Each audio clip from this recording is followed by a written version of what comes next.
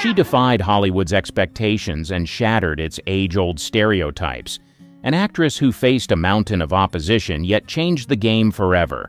I even loves him when his kisses got gin. She wasn't just another face on the screen. She rewrote the rules, broke the mold, and left an indelible mark on the industry. How did she do it? What did she risk? Discover the fearless journey of the actress who challenged Hollywood and won. Hattie McDaniel, first of her kind. In the year 1940, history was made, and Hattie McDaniel had her name written in the sands of time for being the first African American ever to win an Oscar. But this victory did not come without its challenges. Hattie McDaniel was born on June 10, 1893, in Wichita, Kansas. Her parents were formerly enslaved people who had gained their freedom and moved west in search of a better life. Growing up in a large family, Hattie learned the value of hard work early on. Her father was a Civil War veteran, and her mother was a gospel singer, so music and performance were always a big part of her life. As a young woman, Hattie started performing in her brother's minstrel show, where she honed her skills as a singer and comedian. Her natural talent and captivating presence soon made her a popular figure. She also worked as a songwriter, penning several pieces that showcased her creative abilities. Despite the racial barriers of the time, Hattie was determined to make her mark in the entertainment world. One of her earliest notable songs was I Thought I'd Do It. Several times I thought I'd do it, but I knew someday I'd rue it. A piece she both wrote and performed. This song, along with others she created during her vaudeville days, highlighted her ability to craft engaging and memorable lyrics. Hattie's songwriting was characterized by its wit and emotional depth, often drawing from her own experiences and observations. In the 1920s, Hattie decided to take a bold step and move to Hollywood. The film industry was booming, and she saw an opportunity to expand her career. However, breaking into Hollywood was no easy feat for an African-American woman. The roles available were limited and often steeped in stereotypes.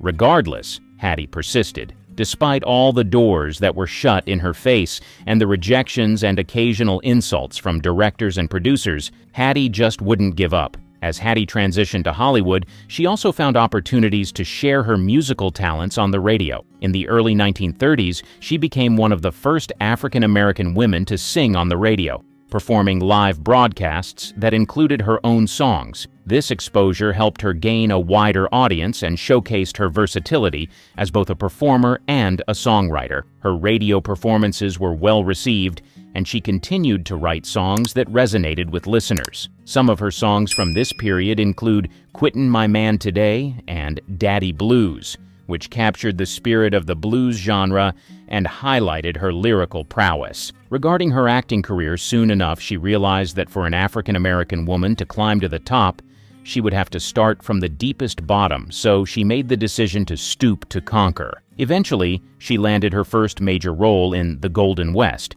1932, where she played a maid. Although the part was small, it was a significant step forward. She continued to take on similar roles in other films, including I'm No Angel, 1933, with Mae West, where her comedic timing and charm were evident. Little by little, she built a reputation in the industry, garnered a rich network of people, and continued to act alongside bigger actors and actresses in the industry, picking a thing or two from them along the way. Finally, her breakthrough came with her role as Mammy in Gone with the Wind, 1939. Now, for one, the movie was incredibly controversial, but despite the controversy surrounding the film's portrayal of African Americans, Hattie's performance stood out. She infused the character with a sense of strength and warmth, earning her widespread acclaim. But not just that. People were so impressed with her role in the movie and how powerful and resonating it was, it earned her the Academy Award for Best Supporting Actress. Right there, Hattie McDaniel made history as the first African-American to win an Oscar. Now, at this point, one would think that her rise in the industry kept soaring higher and higher, but for Hattie, the challenges in her career were far from over. Even after her Oscar win, Hattie continued to work in Hollywood, but she faced ongoing challenges. The industry was slow to offer her roles that matched her talent. She often found herself typecast as a maid or servant. Nonetheless, She approached each role with professionalism and dedication, bringing dignity to even the most stereotypical characters. Some of her notable films include In This Our Life, 1942, Since You Went Away, 1944, and Song of the South, 1946. In these films, Hattie continued to demonstrate her versatility as an actress, often stealing scenes with her compelling performances. Regardless, Hattie's work ethic was legendary. She was known for her punctuality, professionalism, and positive attitude on set. Despite the systemic racism and limited opportunities, she never let these obstacles define her. Instead, she used her success to advocate for better roles and treatment for African American actors. On top of all these, Hattie's success as a songwriter and singer complemented her acting career. Her musical talents often enhanced her roles in films, allowing her to bring a unique dimension to her characters. For example, in the film Showboat, 1936, she performed the song Can't Help Lovin' Dat Man, showcasing her powerful voice and musical talent. Her ability to write and perform songs added to her appeal in Hollywood, making her a multi-talented artist who could seamlessly transition between different aspects of the entertainment industry. Jane Mansfield, the not-so-dumb blonde. Back in the golden age of Hollywood, and this is true a little bit even today, when the audience sees a beautiful blonde woman in a movie, the stereotype is usually that she is just a pretty face and nothing more. Marilyn Monroe was the embodiment of this stereotype, but when it came to Jane Mansfield, she broke it into a million pieces. Jane was born on April 19, 1933, in Bryn Mawr, Pennsylvania, as Vera Jane Palmer. From an early age, she was determined to make her mark in the world. Her beauty, charm, and charisma set her apart, and she quickly developed a passion for performing. Jane was also highly intelligent, with an IQ reported to be around 163. This intelligence would later play a crucial role in how she shaped her career and public persona. Jane's journey to stardom began in high school, where she excelled in drama and music. After marrying her high school sweetheart, Paul Mansfield, she moved to Los Angeles in the early 1950s, determined to become a Hollywood star. She studied drama at the University of Texas and then at UCLA, honing her craft and preparing for the big break she knew would come. Her early years in Hollywood were challenging. Like many aspiring actresses, she took on small roles and worked various jobs to make ends meet, and soon her persistence paid off as she began to build her career. Finally, her big break came in 1955 when she signed a contract with Warner Bros. And starred in the film The Girl Can't Help It, 1956. Her performance caught the attention of audiences and critics alike, and she quickly became one of Hollywood's most talked-about new stars. The rest of Jane's career was filled with memorable performances that showcased her talent and versatility. Some of her notable films include Will Success Spoil Rock Hunter, 1957, where she played a parody of The Hollywood Starlet, and The Wayward Bus, 1957, where she demonstrated her range as an actress with a more dramatic role. Her performance in Promises, Promises, 1963, also garnered attention as she became the first major American actress to appear nude in a mainstream film. Beyond films, Jane was also a successful stage actress and nightclub performer. She headlined in Las Vegas and toured internationally, captivating audiences with her singing and comedic performances. Her stage presence was electrifying, and she knew how to command attention and leave a lasting impression. Despite her success, Jane faced numerous challenges. The dumb blonde stereotype she so cleverly manipulated also became a double-edged sword, limiting the types of roles she was offered. Hollywood often failed to recognize her true talent and intelligence, pigeonholing her into certain types of characters. Jane's personal life was equally tumultuous. She experienced several marriages and divorces and struggled with the pressures of maintaining her public image. Nevertheless, her resilience and determination never waned. She continued to work tirelessly, taking on various projects and reinventing herself as needed. Jane Mansfield was often compared to Marilyn Monroe, another blonde bombshell of the era. However, Jane was determined to distinguish herself. She embraced the dumb blonde stereotype, but did so with a twist. Behind her voluptuous figure and platinum blonde hair was a sharp mind and a savvy businesswoman. Jane's approach to her public persona was strategic and self-aware. She used her physical appearance to her advantage, drawing attention with her hourglass figure and glamorous style. But she also used her intelligence to manipulate this image, often playing up the dumb blonde stereotype in a way that was both ironic and humorous. She was known for making witty, self-deprecating remarks that hinted at her true intelligence. Jane Mansfield is remembered for subverting expectations and breaking stereotypes. She took a trope that often diminished women's intelligence and used it to her advantage, demonstrating a clever and self-aware manipulation of her image. By doing so, she challenged the industry's narrow definitions and opened the door for future actresses to embrace both their intelligence and beauty simultaneously. Lucille Ball, not your regular star.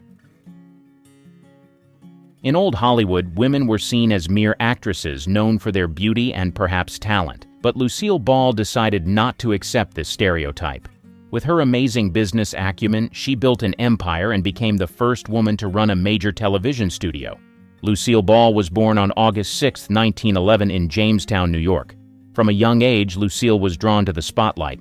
She pursued acting despite many obstacles, demonstrating an early resilience that would define her career. Her journey to becoming one of the most influential figures in television history was filled with determination, talent, and a sharp business sense. Lucille Ball's early years in Hollywood were challenging. After moving to New York City in the late 1920s, she found work as a model and then ventured into acting. She moved to Hollywood in the 1930s, taking on various small roles in films.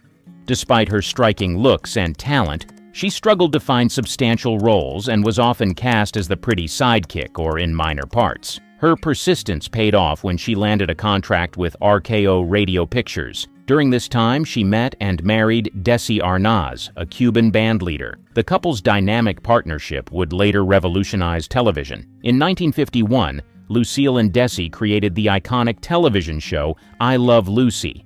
The show was groundbreaking in many ways, showcasing Lucille's exceptional comedic talent. She played Lucy Ricardo, a lovable and mischievous housewife whose antics provided endless laughs. Her physical comedy, expressive face, and impeccable timing made her a household name. I Love Lucy was a massive success, becoming one of the most beloved shows in television history. It broke new ground by featuring a mixed-race marriage on screen, something nearly unheard of at the time. Lucille's talent for comedy and her ability to connect with audiences made her a trailblazer in the industry. Regardless of all these successes, Lucille Ball's path was not without challenges. She faced skepticism and resistance in an industry dominated by men. Her business acumen and ability to make strategic decisions were often underestimated. Despite these hurdles, she persevered, demonstrating resilience and a keen understanding of the entertainment business. Beyond her on-screen success, Lucille Ball was a shrewd businesswoman. In 1950, she and Desi Arnaz founded Desilu Productions. The company not only produced I Love Lucy, but also developed and produced many other successful television shows, including The Untouchables and Star Trek. Lucille's role in Desilu Productions was significant. After her divorce from Desi in 1960, she bought out his shares and became the first woman to run a major television studio. Under her leadership, Desilu continued to thrive, producing popular shows that defined the television landscape. Her work ethic was legendary. Lucille was known for her meticulous attention to detail and her hands-on approach to production. She was involved in every aspect of her shows, from writing and directing to editing and marketing. Her dedication and hard work set a standard for future generations of television producers. Lucille Ball broke the mold of the traditional female television star. She proved that women could be both funny and business savvy, challenging the industry's stereotypes and opening doors for future female entertainers and executives. Her success as a comedian and a businesswoman paved the way for women in television and beyond. Katherine Hepburn, the Lady Boss. Unlike the industry we have today, it was unheard of for an actress to not be extremely feminine and seductive in movies, but Hepburn did the exact opposite and was criticized for it. Katherine Hepburn was born on May 12, 1907, in Hartford, Connecticut. Growing up in a progressive and affluent family, Katherine was encouraged to be independent and strong-willed. Her mother, a suffragette and feminist, and her father, a prominent urologist, instilled in her the values of self-reliance and determination. These early influences would shape Katherine's approach to life and her career in entertainment. From a young age, Katherine was drawn to the performing arts. She was fascinated by the world of theater and film, often putting on plays for her family. Her interest in acting grew during her years at Bryn Mawr College, where she participated in numerous theatrical productions. Despite initial struggles with stage fright, her passion for acting never wavered. After graduating from college, Katherine pursued her acting career with determination.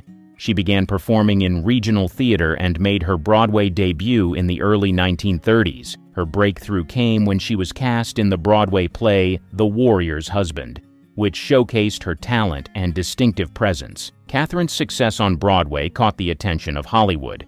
She signed a contract with RKO Pictures and made her film debut in A Bill of Divorcement, 1932, alongside John Barrymore. Her performance was well received, marking the beginning of a prolific film career. Despite her early success, Katherine faced significant challenges in Hollywood.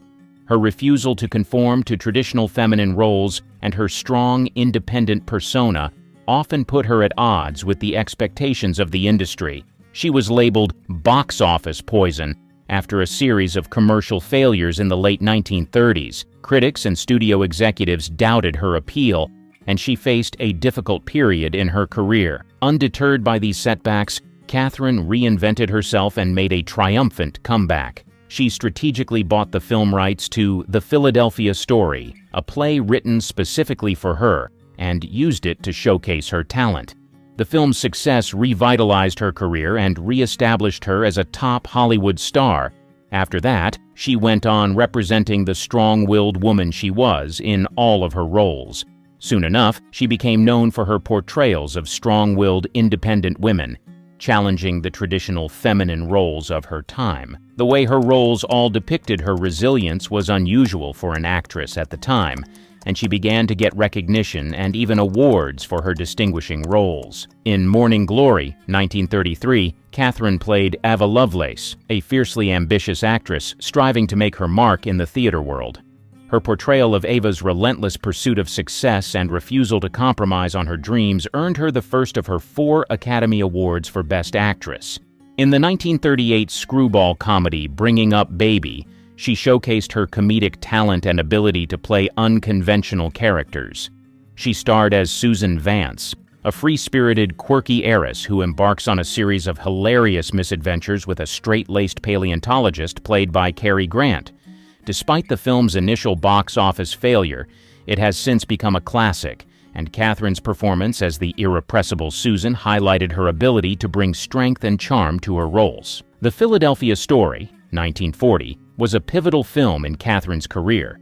In it, she portrayed Tracy Lord, a wealthy and headstrong socialite navigating the complexities of love and societal expectations. Tracy's sharp wit, independence, and vulnerability made her a multidimensional character, and Katherine's performance earned her another Academy Award nomination. The film's success re-established her as a leading actress in Hollywood. In The African Queen, 1951, Katherine took on the role of Rose Sayer, a prim missionary who teams up with a rough-and-tumble boat captain, played by Humphrey Bogart. Rose's journey from a sheltered, reserved woman to a courageous and resourceful partner in their perilous adventure showcased Katherine's ability to convey strength and growth. Her performance demonstrated her versatility and earned her critical acclaim.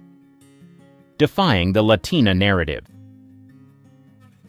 Rita Moreno was born on December 11, 1931, in Humacao, Puerto Rico, as Rosa Dolores Alvarillo. At the age of 5, she moved to New York City with her mother, seeking a better life. Growing up in a new country, Rita was captivated by the world of entertainment.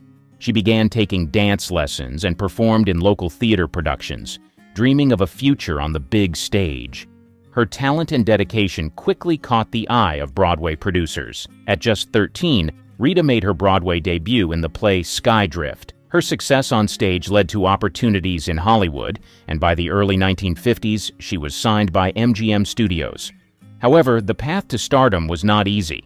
Hollywood had very few roles for Latina actresses, and Rita was often cast in stereotypical parts that didn't showcase her full potential. Rita's big break came in 1961 when she was cast as Anita in the film adaptation of West Side Story. Her portrayal of Anita, a passionate and strong-willed Puerto Rican woman, was groundbreaking. She brought depth and authenticity to the role, challenging the simplistic and often negative stereotypes of Latina women in Hollywood. Her powerful performance earned her an Academy Award for Best Supporting Actress, making her the first Latina actress to win an Oscar. Despite this significant achievement, Rita still faced challenges in her career. After her Oscar win, she hoped for more diverse and substantial roles, but found herself pigeonholed into similar stereotypical characters. The industry's reluctance to move beyond typecasting was disheartening, but Rita's resilience and determination never wavered. In the years that followed, Rita continued to work in film, television, and theater, proving her versatility as an actress. She starred in films like The Night of the Following Day, 1968, and Carnal Knowledge, 1971, where she portrayed complex and multifaceted characters. On television, she made memorable appearances in shows like The Electric Company and Oz, further showcasing her range. Hollywood always had shining stars, but beneath the surface lies a darker side, a history marked by manipulation, betrayal, and cruelty. Some actresses didn't just play villains on screen, they brought their ruthlessness into real life. From feuds that destroyed careers to schemes that went far beyond the cameras, their actions weren't just scandalous, they were downright chilling. But who were these women, and what made them cross the line? Norma Shearer. She was a stunning, poised actress at the top of her game in the 1930s, but with a little secret weapon up her sleeve: her husband, Irving Thalberg, the head honcho of MGM, the most powerful studio at the time. Being married to the boy wonder of Hollywood meant Norma wasn't just any actress. She practically had a direct line to the casting couch, and not in the way you'd think. Here's where it gets juicy. Norma was accused of using her marital connection to snag roles that other actresses were gunning for, sometimes ruthlessly. Take Joan Crawford, for instance. She and Norma were in a not-so-subtle battle for the spotlight. Joan once said, "How can I compete with Norma? She sleeps with the boss." It wasn't just Joan, though. Myrna Loy, another MGM star, also felt the sting of Norma's influence. Loy believed she lost roles because Norma had first dibs on the juiciest scripts. Norma wasn't just sitting around waiting for opportunities to fall into her lap, though. Oh no, she hustled. She even went so far as to commission provocative photos of herself to prove she could handle sexier, edgier roles like the lead in The Divorcee, a part that won her an Oscar. That move was bold, but it didn't win her many friends. Other actresses saw it as her playing dirty, using her privilege and connections to bulldoze her way to the top. And here's the kicker: Norma wasn't apologetic about any of it. She knew the power she had, and she used it shamelessly. To her, it was survival in a cutthroat industry, but to those on the losing end, like Joan and Myrna, it looked more like sabotage. Norma's career eventually faded, but her reputation as a savvy and selfish player in Hollywood's golden era is still part of her legacy. Was she a villain, or just a smart woman making the most of her circumstances? Depends on how you look at it. Either way, she left her mark, and not everyone was happy about it. Mae West. When you hear her name, you think of Hollywood's original queen of sass and self-promotion. Mae wasn't just a star, she was a force of nature, strutting through the entertainment world like she owned it. And honestly, she kinda did. But here's the thing. While Mae was bold, brilliant, and completely unforgettable, she had a way of making everything revolve around one person: Mae West. Mae was all about Mae, and she didn't care who got overshadowed along the way. In interviews, she'd dominate the conversation with her razor-sharp wit and trademark double entendres, barely giving anyone else a chance to shine. Co-stars, directors, They were just supporting characters in the Mae West show. She once said, "I never loved anybody as much as I loved myself." And let me tell you, she lived by that motto. On set, Mae insisted on having complete control over her lines, her wardrobe, and even how her scenes were shot. Directors found her exhausting, and co-stars often complained they were reduced to mere props. One infamous story involves a young Cary Grant, who got his big break in She Done Him Wrong because Mae thought he was hot. She literally plucked him out of obscurity and made him her leading man, but only because he made her look good. Mae even wrote most of her own scripts, which sounds impressive until you realize they were mostly vehicles for her to deliver one-liners and look fabulous. If a scene wasn't all about her, she'd either rewrite it or refuse to shoot it. Her co-stars? They were lucky if they got a word in edgewise. But here's the thing about Mae. She didn't care if people thought she was selfish. In fact, she leaned into it. She famously said, "I'm not afraid of criticism. I gave up that fear long ago." To Mae, being selfish wasn't a flaw. It was a survival strategy in an industry that chews people up and spits them out. So, love her or hate her, Mae West made Hollywood play by her rules. Was she selfish? Absolutely. But she was also a trailblazer, proving that a woman could run the show and own it without apologizing for a second. Marilyn Monroe.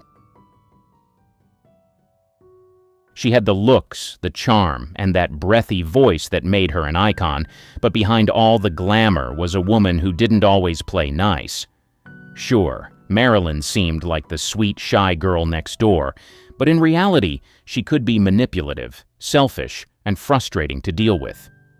Marilyn had a way of making everything about her, especially when it came to relationships.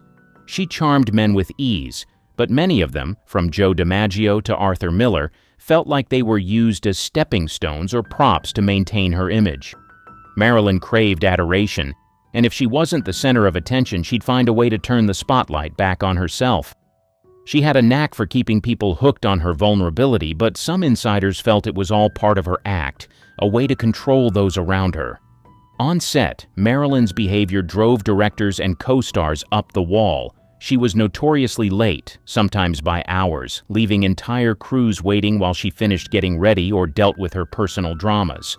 Directors like Billy Wilder, who worked with her on Some Like It Hot, called her a nightmare to work with, even if the results were worth it. Studio executives lost money because of her delays, and she'd show up unprepared, forgetting her lines and making scenes take twice as long to shoot. What's wild is that Marilyn's antics weren't always accidental. Some believed she showed up late or caused chaos on purpose just to keep everyone off balance and ensure she remained the most important person in the room. She once said, "If I'd observed all the rules, I'd never have got anywhere." And honestly, that tells you everything you need to know. Still, Marilyn's charm was her secret weapon. Even when she upset people, they couldn't stay mad for long. She knew how to win people over with a pout or a laugh, and she leaned into that power whenever it suited her. Was she selfish? Probably. But in her world, where everyone wanted a piece of her, maybe it was the only way she knew how to survive.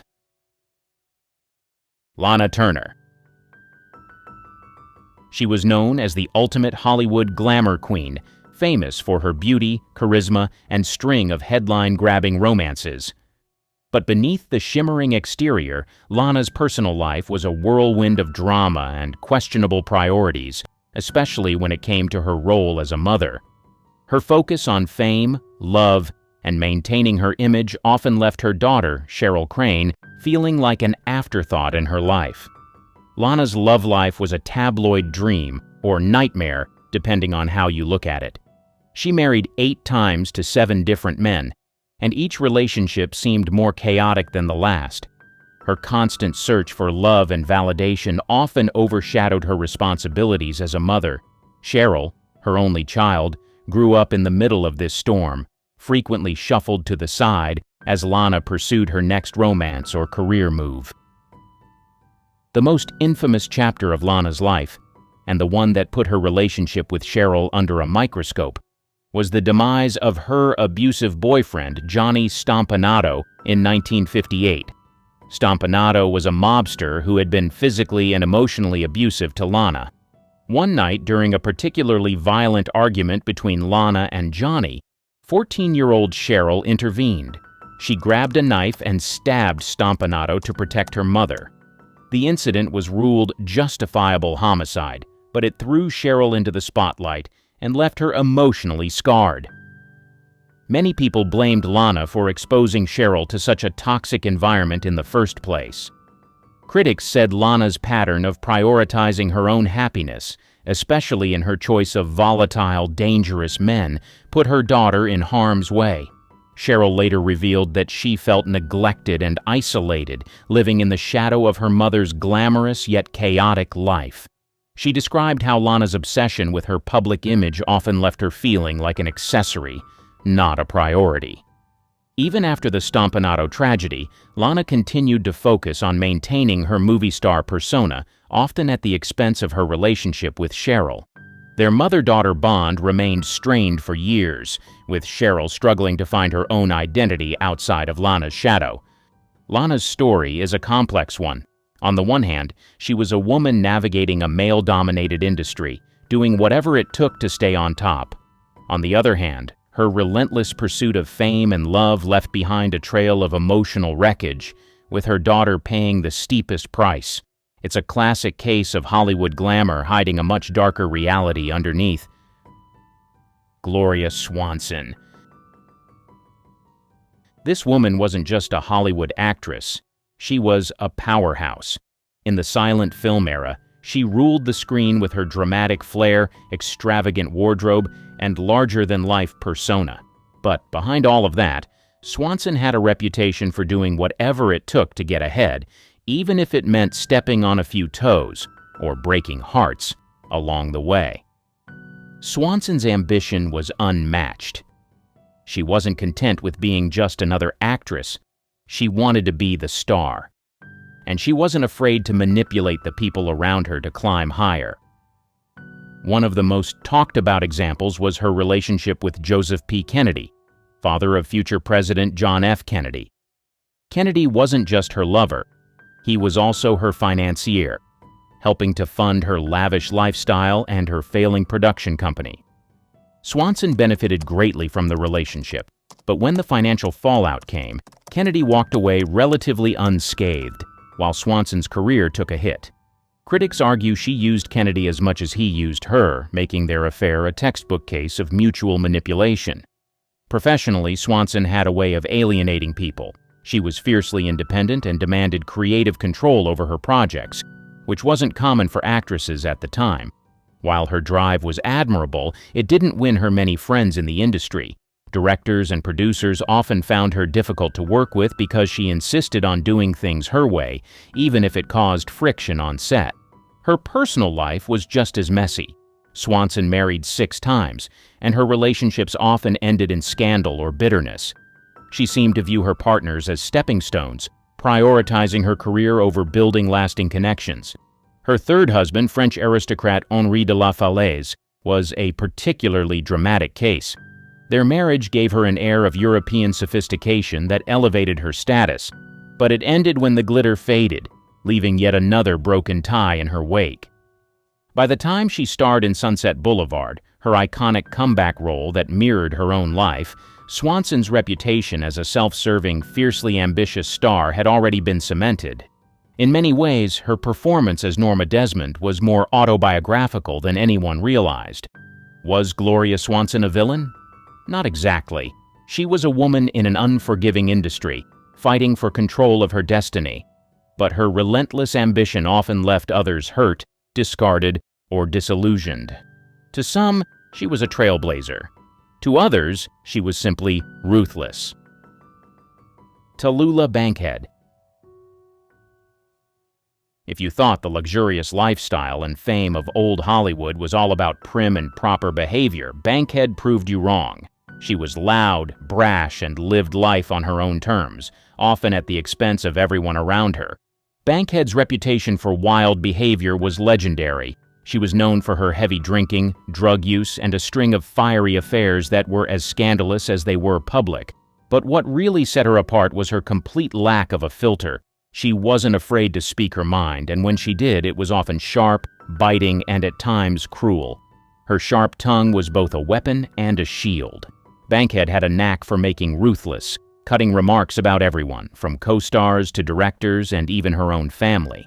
She once told a fellow actress, "I don't care what you do as long as you don't do it in the street and frighten the horses," a line that perfectly summed up her unapologetic nature. She would go out of her way to make people uncomfortable, whether by mocking others' looks or questioning their intelligence. It wasn't that she was insecure, quite the opposite. She just didn't care about anyone else's feelings. Her cruelty extended beyond just words, too. On set, Bankhead was known for being difficult to work with, often causing trouble during shoots. Directors found her hard to control, and she frequently showed up late or in no condition to work, thanks to her partying habits. Yet somehow she managed to still get roles, largely due to her outrageous charm and undeniable screen presence. Bankhead's personal life was just as turbulent. She had multiple love affairs, some with famous men and women, but never seemed to form lasting connections. She used people as disposable objects to satisfy her own needs, whether it was attention, companionship, or just a wild night of fun. For her, relationships were more about entertainment than genuine emotional connection. Yet, despite all the chaos, Tula Bankhead became a cult figure, beloved by some for her outlandishness and celebrated for living a life that most could only dream of in terms of freedom, albeit with consequences. She didn't give a damn about social norms or expectations, and while many found her antics tiresome or even cruel, others admired her boldness. She lived life on her own terms, and damn the consequences. In the end, Tula Bankhead was more than just a Hollywood star. She was a chaotic force of nature, a person who didn't care what others thought, and who would rather burn bridges than play nice. In a way, she was the perfect reflection of an industry that often valued the appearance of perfection over the messiness of real life. Barbara Stanwyck. She had a reputation for being a master at playing tough, no-nonsense characters on screen, but it seems she took a bit of that tough exterior into her personal life, too. Stanwyck was all about self-preservation. She knew how to build a career and maintain an image, but she also had a knack for cutting ties with people when they no longer served her interests. She wasn't the type to keep people around just for the sake of it, whether it was friends, co-stars, or even family. If someone no longer had a role in her life, they were quickly shown the door. There was no room for sentimentality in Stanwyck's world. Her fiercely private nature didn't help her popularity in Hollywood circles either. While other stars might bask in the spotlight and engage with their colleagues or fans, Stanwyck kept her distance, often keeping to herself or her closest circle of people. She had a strict keep your business to yourself policy, which sometimes made her seem aloof, standoffish, or even unapproachable. This detached nature didn't endear her to some of her co-stars or those working closely with her. Despite being a beloved and respected actress, she often isolated herself on set, leaving others to feel like they didn't have a real connection with her. There was a certain coldness to her, especially when it came to personal relationships. She had 2 marriages, both of which ended badly. The first to actor Frank Fay was rocky, marked by infidelity and tension, and after their divorce, Stanwyck's relationships with men were often seen as transactional rather than emotionally fulfilling. Stanwyck's approach to relationships wasn't just about keeping things private. It was about control. She was known for playing the role of the hard-nosed, calculating woman in many of her films, but it seems that role extended off-screen too. When she felt someone was a threat to her career, her personal space, or her privacy, they were quickly cut off. It wasn't about being mean. It was about protecting her territory, her image, and her career from anything that might cause her harm. Though many admired her for her unmatched acting talent, her emotional detachment and self-preserving nature left a trail of broken ties in Hollywood.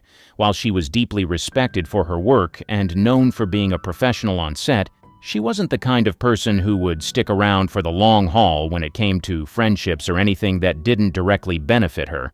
Stanwick's legacy is filled with glowing accolades for her skill, but her personal story is one of cold pragmatism and calculated decisions. She wasn't afraid to burn bridges if it meant advancing herself or protecting her space. Bette Davis. She was raw, unapologetic, and fiercely determined to maintain her star status no matter what it took. But in her relentless pursuit of stardom, Davis wasn't exactly concerned with how many bridges she burned or who got offended along the way. In fact, she seemed to almost revel in her reputation for being tough, demanding, and sometimes downright cruel.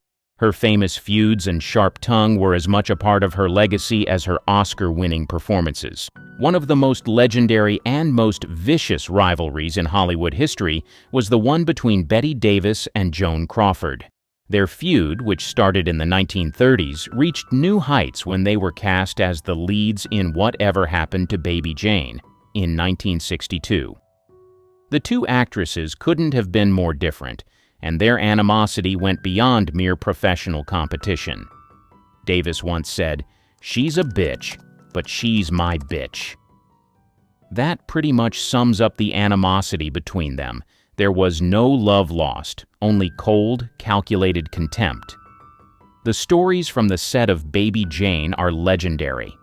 They would constantly try to one-up each other, sabotaging each other's scenes and playing psychological games behind the scenes. It wasn't just on-screen drama. It was real, personal, and filled with spite. But Davis didn't reserve her sharp tongue for just one person. She was known for cutting people down, colleagues or not.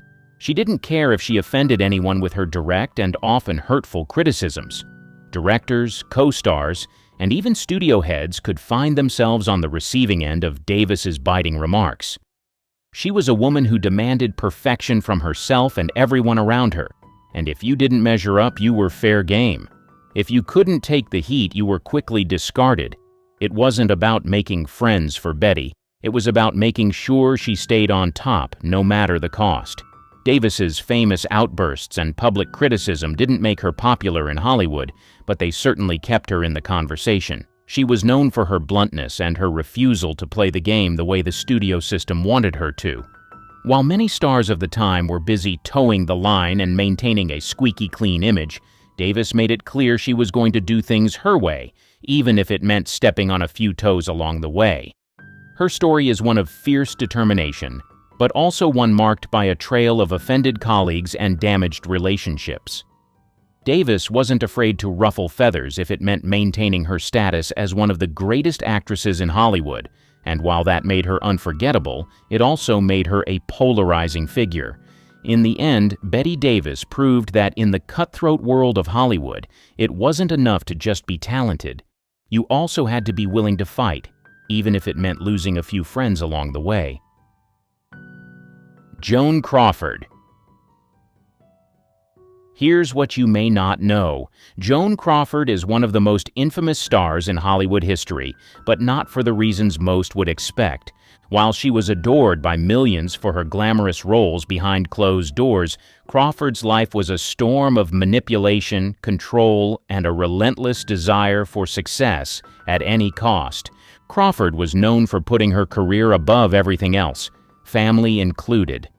She often seemed to view her relationships, especially with her children, as mere extensions of her public image, which she worked tirelessly to maintain. But her personal life was far from ideal, and it wasn't long before rumors began to swirl about how she treated her family, especially her children. In her later years, her adopted daughter, Christina Crawford, famously penned a memoir called Mommy Dearest, in which she accused Joan of severe emotional and physical abuse. The book portrayed Crawford as a cold, controlling mother, and the revelations were shocking.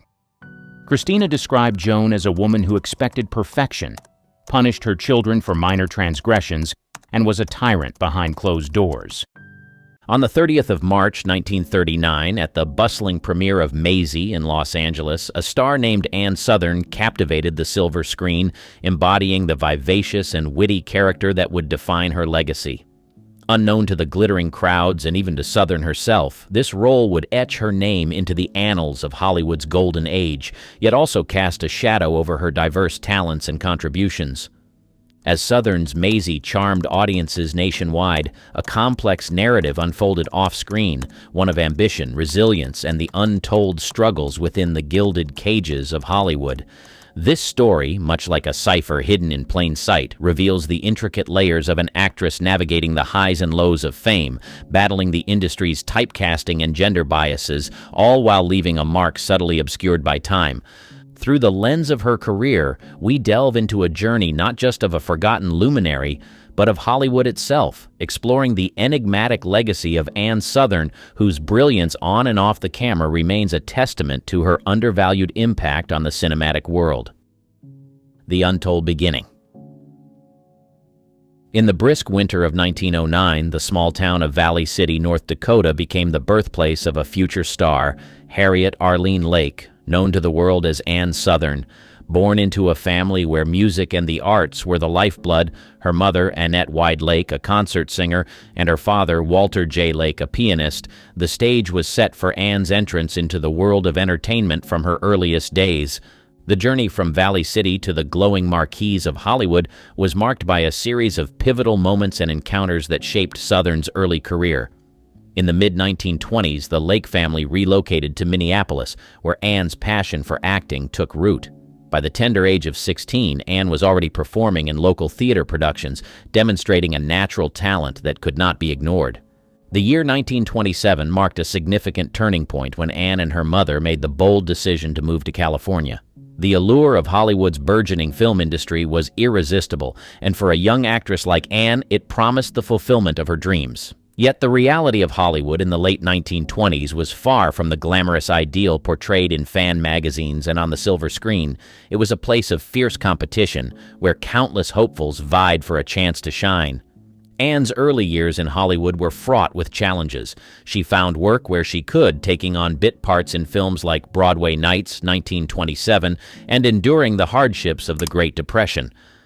The industry was in flux, transitioning from silent films to talkies, a shift that spelled the end of many careers. Undeterred, Ann honed her craft, studying at the Pasadena Playhouse and taking on various stage roles, all the while waiting for her breakthrough moment. That moment came in the early 1930s, though not without its trials. Ann's initial contract with Columbia Pictures ended after a year with little to show for it.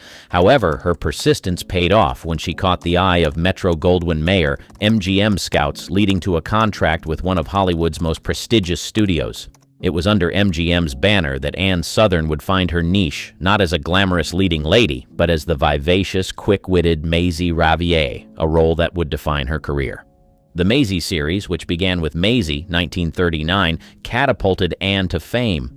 Her portrayal of the smart, independent, and resourceful title character resonated with audiences, offering a blend of humor and heart that was both refreshing and relatable.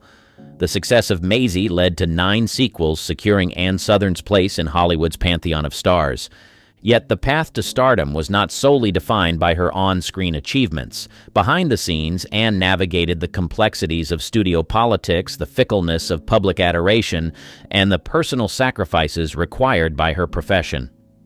Her journey from the stages of Minneapolis to the silver screen of Hollywood is a testament to her resilience, talent, and unwavering determination to succeed against the odds. Ann Sothern's early years, marked by both struggle and triumph, laid the foundation for a career that would span over 6 decades. In those formative moments, a star was born, one whose legacy would endure long beyond her final curtain call. The Maisy Controversy. In 1939, MGM introduced audiences to Maisy Ravier, a savvy and spirited showgirl with a heart of gold, portrayed with charismatic aplomb by Ann Sothern. The film Maisy was not just a hit. It spawned a series of 10 movies produced until 1947, transforming Sothern from a talented actress into a household name. Yet, as the series progressed, it became a double-edged sword, both elevating and entrapping Sothern within a specific persona. The character of Maisy, while beloved for her wit and resilience, became a gilded cage for Southern. The actress, whose range extended far beyond the lighthearted comedy of the Maisy series, found herself battling against the typecasting that often accompanies a recurring role. Despite her success, Southern's artistic ambitions chafed under the constraints of repeating the same character, yearning for roles that could showcase the breadth of her talent. The internal conflicts at MGM regarding the direction of the Maisy series further complicated matters. Southern frequently found herself at odds with studio executives and writers over the development of her character. She pushed for storylines that would allow Maisy to evolve, seeking depth and variety in her roles that the formulaic approach of the series seldom offered. These creative disputes highlighted the tension between the studio's commercial interests and the artistic aspirations of its contracted talent.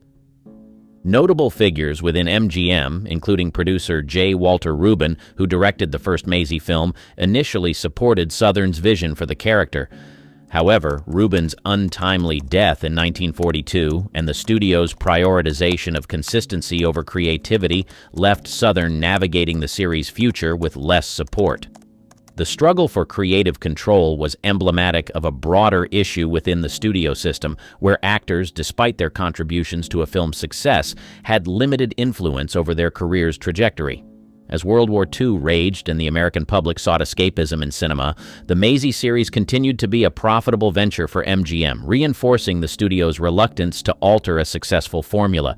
Despite this, Southern's performances never waned in quality. She infused each portrayal of Maisy with freshness and vitality, a testament to her professionalism and commitment to her craft. The end of the Maisy series in 1947 did not mark the end of Southern's struggle with typecasting, but it did close a chapter on a part of her career that was both defining and restrictive. In the years that followed, Southern sought out diverse roles in film and television, demonstrating her versatility as an actress. Yet the shadow of Maisy Ravier lingered, a reminder of the complexities of Hollywood stardom and the personal costs of professional success. Hollywood's double standards?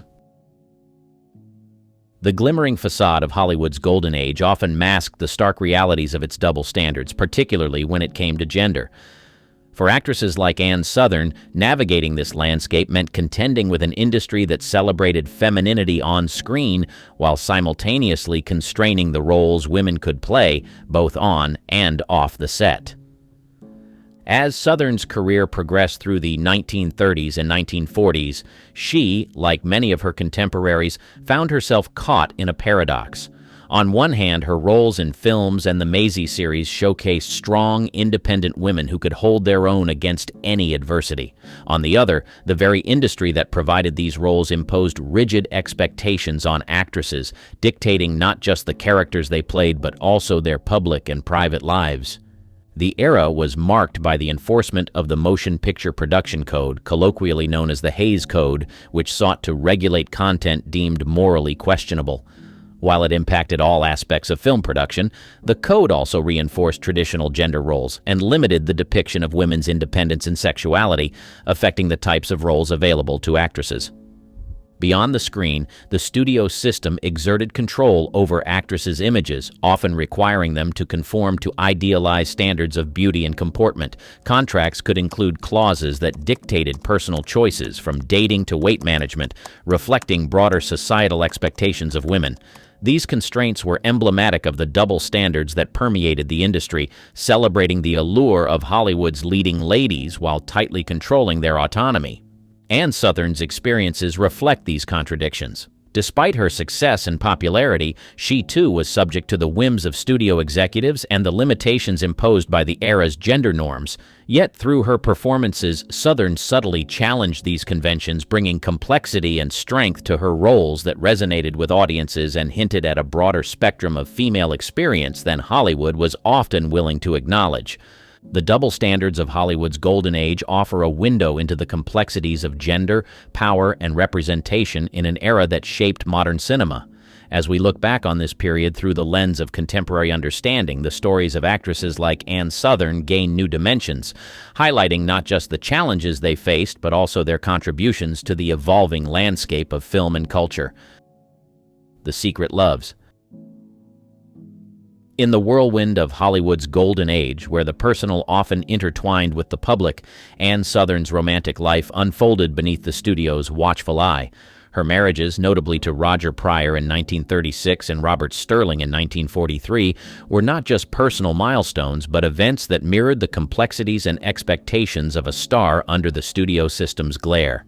Ann's first marriage to Roger Pryor, a fellow actor, became a subject of public fascination. The couple married on September 18, 1936, in a ceremony that, while glamorous, hinted at the pressures they faced under the Hollywood spotlight. Their union, celebrated in the press, also underscored the challenges of maintaining a relationship when both partners were in the demanding world of show business. Despite their efforts, the marriage succumbed to these pressures, ending in divorce in 1943. Almost immediately following her divorce from Pryor, Sothern married Robert Sterling, another actor whose career was on the rise. Their marriage on May 23, 1943, was seen as a fresh start for Sothern, who sought stability and happiness away from the film set's demands. Yet this relationship, too, was subject to the strains inherent in Hollywood marriages. The couple welcomed a daughter, Tisha Sterling, in 1944, which brought joy to their lives, but also new challenges. The marriage ultimately ended in divorce in 1949, leaving Sothern to navigate the complexities of life as a single mother and leading lady. Beyond her marriages, rumors of Sothern's relationships and associations filled the gossip columns. Her close friendships within the industry with figures such as Lucille Ball and Desi Arnaz provided fodder for the press, highlighting the blurred lines between personal affiliations and public perceptions in Hollywood's tightly knit community. Sothern's romantic life, though marked by its highs and lows, was characterized by a resilience and independence that mirrored her on-screen personas. Despite the studio system's attempts to manage its stars' images, Sothern navigated her personal life with a level of discretion that allowed her to maintain a degree of privacy, a rare feat in an era where stars' lives were open books. Her experiences reflect the broader narrative of women in Hollywood during the mid-20th century who balanced their careers, personal desires, and the industry's expectations. Sothern's journey through love, heartbreak, and motherhood offers a window into the realities behind the glamour, revealing a woman who, despite the public's gaze, sought to carve out her own path in love and in life. Blacklisting Fears. The late 1940s and 1950s were tumultuous times for Hollywood. The HUAC, established to investigate alleged disloyalty and subversive activities on the part of private citizens, public employees, and those organizations suspected of having communist ties, turned its eye toward Hollywood in 1947. The entertainment industry, known for its liberal leanings and high-profile personalities, became a focal point for accusations of communist infiltration. Ann Sothern, whose career was at its peak during this period, found herself in an industry rife with fear and suspicion. While Sothern herself was not called before the HUAC, nor was she blacklisted, the atmosphere of the era inevitably affected all who worked in Hollywood. The blacklist, a result of the hearings, led to the shunning of actors, writers, directors, and others accused of communist affiliations, many of whom were blacklisted based on rumors or associations rather than concrete evidence. During this time, Sothern continued her work in both film and television, including starring in The Ann Sothern Show, which ran from 1958 to 1961. However, the climate of fear and the industry's self-censorship meant that topics that were deemed controversial or too politically charged were avoided. This environment limited the scope of creative expression and the types of roles available, even for those not directly implicated by the HUAC hearings. Notable figures during this era, such as screenwriter Dalton Trumbo and actor Charlie Chaplin, faced significant professional and personal repercussions due to their alleged communist ties or leftist sympathies. Trumbo was one of the Hollywood 10, a group of writers and directors who were jailed and blacklisted for their refusal to answer the HUAC's inquiries regarding their political affiliations. The impact of the Red Scare on Hollywood was profound, creating an environment where suspicion prevailed over creativity, and careers were often collateral damage in the fight against perceived communist influence. For actors like Ann Sothern, navigating this landscape required caution and resilience, as the implications of being associated with blacklisted individuals or ideologies could be career-ending. The Forgotten Pioneer.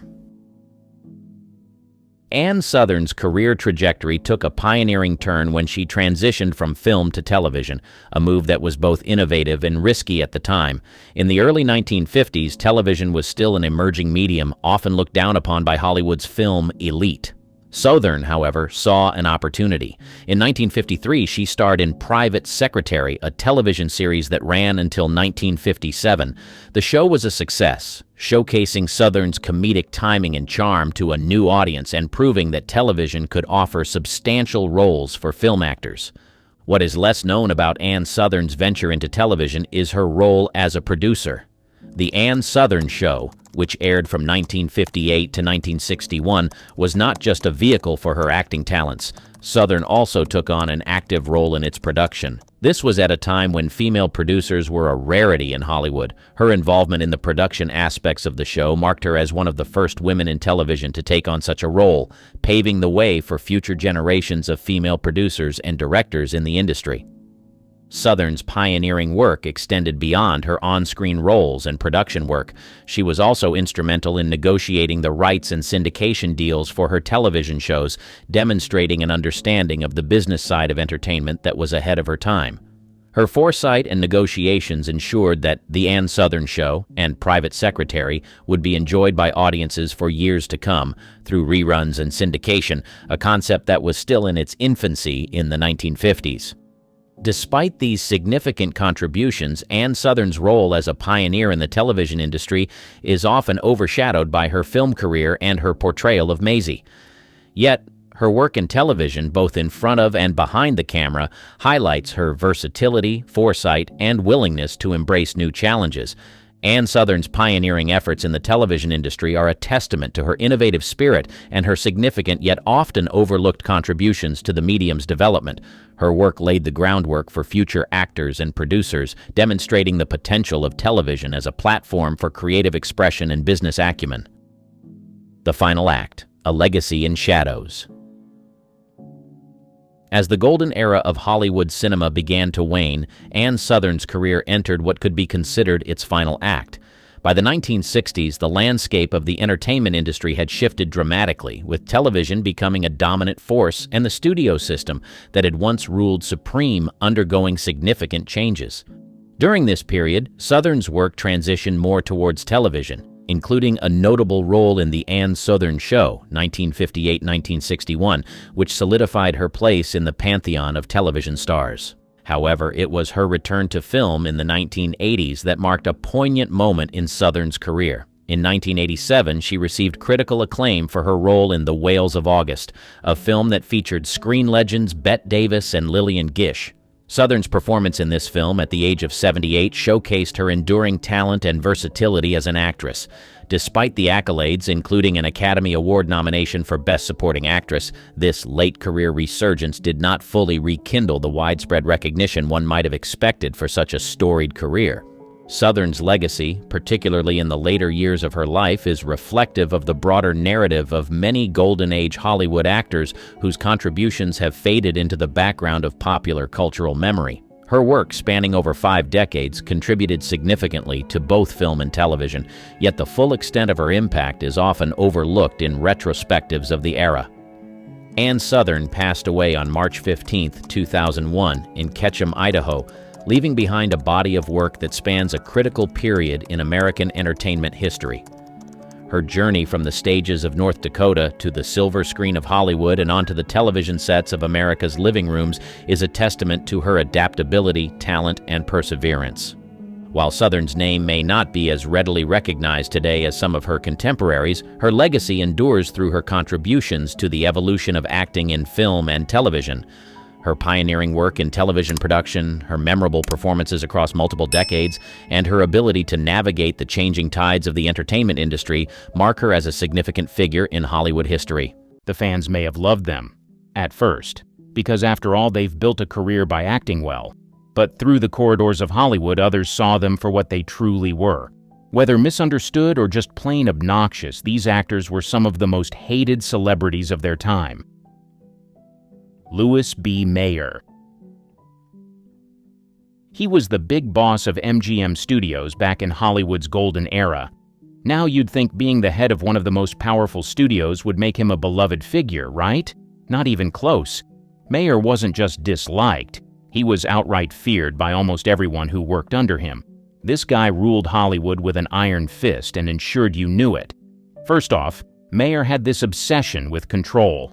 To him, his stars weren't just actors, they were investments, commodities he could shape and manipulate however he saw fit. He didn't care about their personal feelings or freedom. What mattered was how they contributed to MGM's image and bottom line. For example, he had strict control over his stars' personal lives. If you were under contract with MGM, you didn't just work for Mayer, you belonged to him. Got caught in a scandal? Don't worry, Mayer's team of fixers would swoop in, but not because he cared about you. It was all about protecting MGM's squeaky clean image. He'd cover up affairs, hush up DUIs, and even arrange marriages just to avoid bad press. Oh, and if you dared to step out of line or refused his orders, he'd destroy your career faster than you could say, talkies. Take Judy Garland, for example. Mayer is infamous for how he treated her. He turned her into a star, sure, but at a massive cost. She was barely a teenager when MGM signed her, and Mayer immediately started tearing her down. He told her she was too fat to be a leading lady and put her on a strict diet of black coffee, cigarettes, and diet pills. Can you imagine doing that to a kid? Mayer saw her as a product, not a person, and she paid the price for it with years of addiction and insecurity. Then there's the whole crying routine he was famous for. Mayer had this bizarre tactic where he'd pretend to cry during negotiations, hoping to guilt people into signing terrible deals. But the worst part, he could be ruthless when it came to punishing disobedience. Stars who dared to challenge him often found themselves blacklisted or trapped in their contracts, unable to work for anyone else. He'd use smear campaigns, legal threats, and anything else in his arsenal to keep his empire intact. It was like living under a dictatorship, but with better costumes. Now, don't get me wrong, Mayer was a genius in many ways. He built MGM into a powerhouse and created some of the most iconic films of all time. But behind all of that, there was a man who thrived on control, manipulation, and fear. That's why, even though he was respected for his power, Louis B. Mayer was one of the most hated figures in Hollywood's golden age. Mae West. One of the most controversial and misunderstood figures of Hollywood's golden age is definitely Mae West. She wasn't just ahead of her time, she was light years ahead, which made her a huge target. She had a sharp wit, undeniable charisma, and a no-holds-barred approach to talking about intimacy. But on the other hand, she ruffled all kinds of feathers back in the ultra-conservative 1930s. Here's the thing about Mae. She owned her sexuality, and she made no apologies for it. At a time when women were expected to be demure and ladylike, Mae came out with her double entendres, curve-hugging gowns, and a swagger that screamed confidence. Too much confidence. And for audiences? That was electrifying. People loved her. She could walk into a room and deliver a one-liner that would leave everyone in stitches or blushing. But Hollywood censors? Oh, they hated her. Mae wasn't just pushing boundaries, she was bulldozing through them. Her 1933 film, She Done Him Wrong, yes, the one that gave us the line, "Why don't you come up sometime and see me?" Why don't you come up sometime, see me? Was dripping with innuendo. Conservative groups were horrified, calling her films immoral and dangerous. Religious leaders preached against her, calling her the downfall of American values. She became public enemy #1 for the censors, who were scrambling to keep Hollywood clean. Then came the infamous Hays Code, a strict set of rules meant to keep movies decent. Mae's work was a big reason the code was enforced so harshly. They wanted to shut her down, and they did everything they could to make her disappear. She was blacklisted by the industry, her scripts were gutted, and her career in film was essentially derailed. But did Mae go quietly? Of course not. Mae shifted gears and took her act to Las Vegas, Broadway, and even radio, where she caused more controversy. In 1937, she appeared on a live broadcast with ventriloquist Edgar Bergen and his dummy Charlie McCarthy. May, being May, turned the innocent puppet routine into a flirtatious back and forth. It was hilarious, but it sent the prudish crowd into a frenzy. NBC received so many complaints that May was banned from their airwaves. Yep, banned for talking to a puppet. Here's the interesting part. While the Hollywood elite and the moral crusaders despised her, May knew she was making waves. She once said, "I believe in censorship. I made a fortune out of it." That's Mae West in a nutshell, turning society's outrage into a career. She wasn't just a provocateur, she was a trailblazer, proving that women could own their sexuality and still be powerful. So, yeah, Mae West was hated by censors, moralists, and the Hollywood establishment, but she didn't care. She walked away with her head held high, and a legacy that still makes people blush and laugh at the same time. Bette Davis. There's no denying her talent. She was a powerhouse actress who could light up a scene like nobody else. But if you worked with her, chances are you'd walk away either awestruck or swearing never to do it again. Bette was as famous for her feisty personality as she was for her iconic roles, and that made her a lot of enemies in Hollywood. First of all, Bette didn't take crap from anyone. Directors, studio heads, co-stars, it didn't matter who you were. If you crossed her or didn't meet her standards, she'd let you know. And not in a polite, behind-closed-doors kind of way. She'd call you out right then and there, sometimes with a sharp comment or an icy glare that could freeze you in your tracks. To some, this was refreshing. She wasn't afraid to fight for what she wanted. But for many, it was just plain intimidating. Take her feud with Jack Warner, the head of Warner Brothers Studios. Bette wanted better scripts and better pay, but Warner saw her as just another actress under contract. When she tried to leave the studio for better opportunities, Warner blocked her at every turn, leading to a very public legal battle. Bette lost the case, but she won something more important: respect. She was one of the first stars to challenge the studio system, and while it made her a pioneer, it also made her a target for resentment. And then there was her legendary rivalry with Joan Crawford. These two couldn't stand each other, and their feud became Hollywood legend. On the set of Whatever Happened to Baby Jane, they took every chance to one-up and undermine each other. Bette reportedly kicked Joan hard enough during one scene to require stitches, and Joan retaliated by wearing lead weights under her costume, making it nearly impossible for Bette to lift her in another scene. It was petty, it was dramatic, and it was everything you'd expect from two divas at the top of their game. Even her co-stars weren't spared. Actor George Brent, who worked with her on multiple films, once called her the most difficult woman in Hollywood. And Miriam Hopkins, her frequent co-star, described working with Bette as a battlefield experience.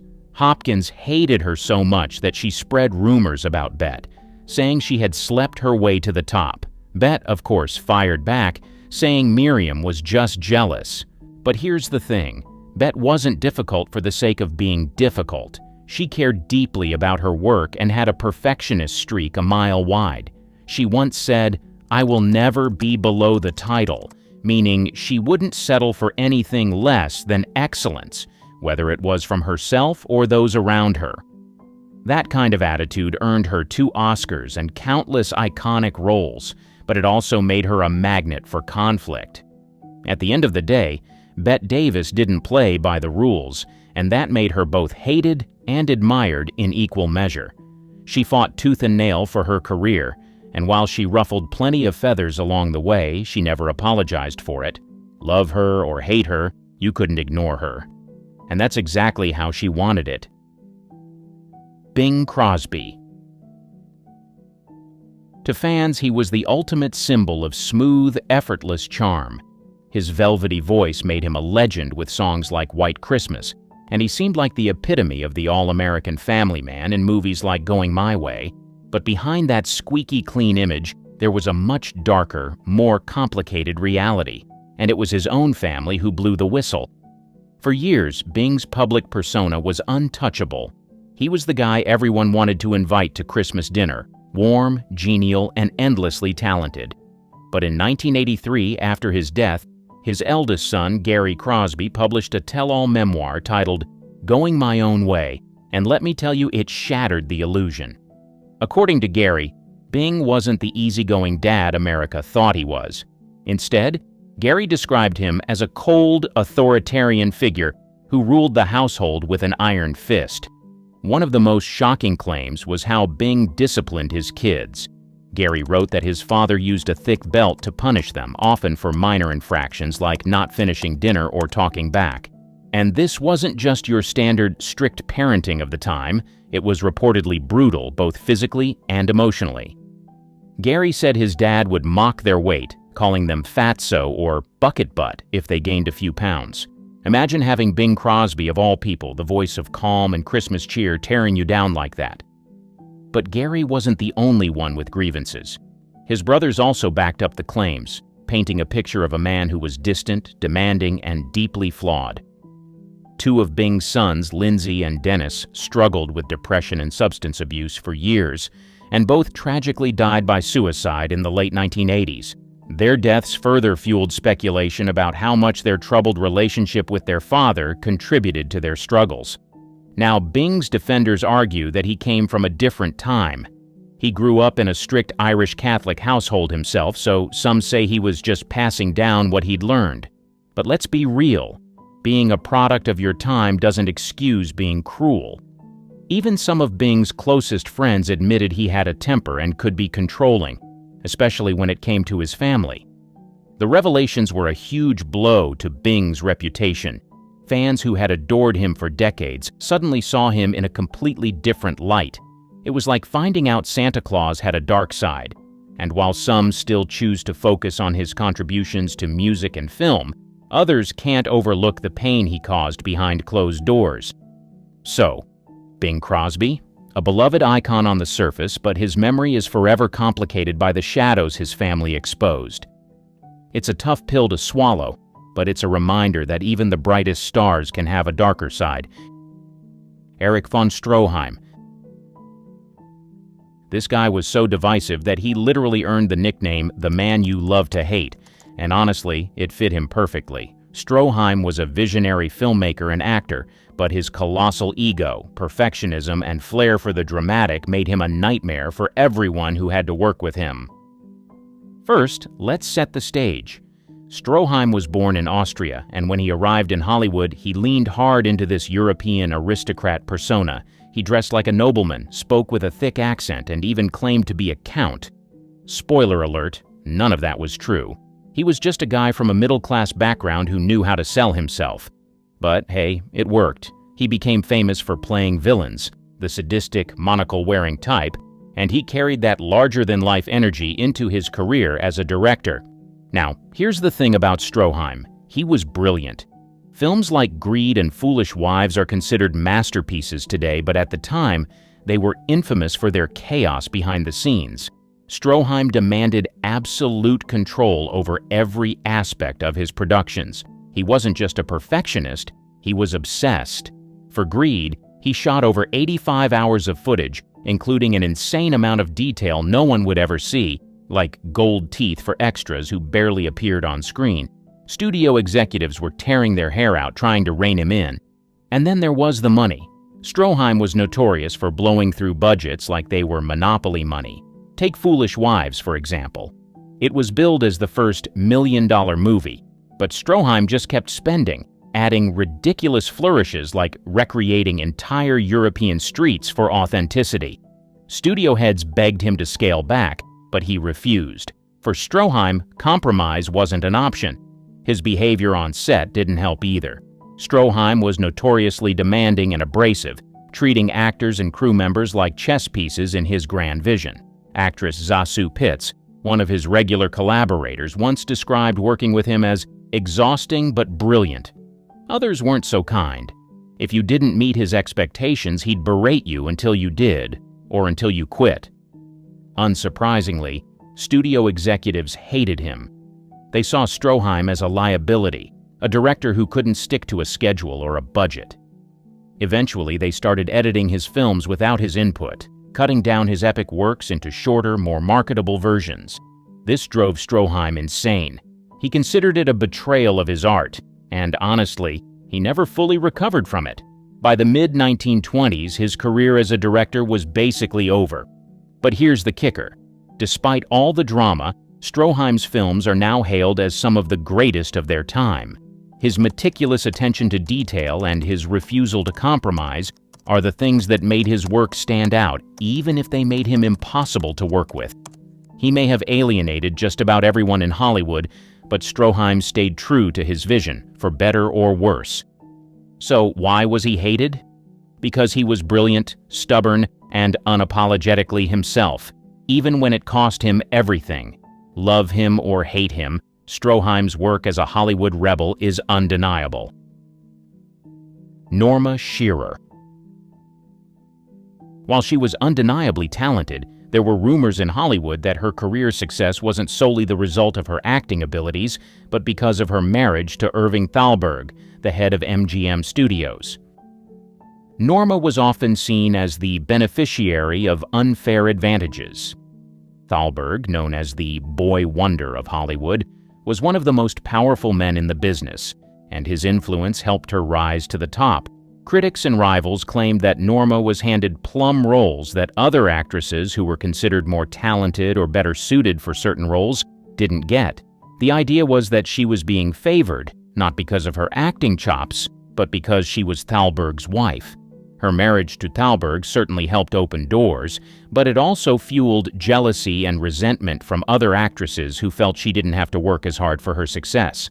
On top of that, she was often typecast as the good girl in MGM's opulent, glamorous productions, roles that critics felt were too easy and not as challenging as those given to other actresses who had to fight for their spots.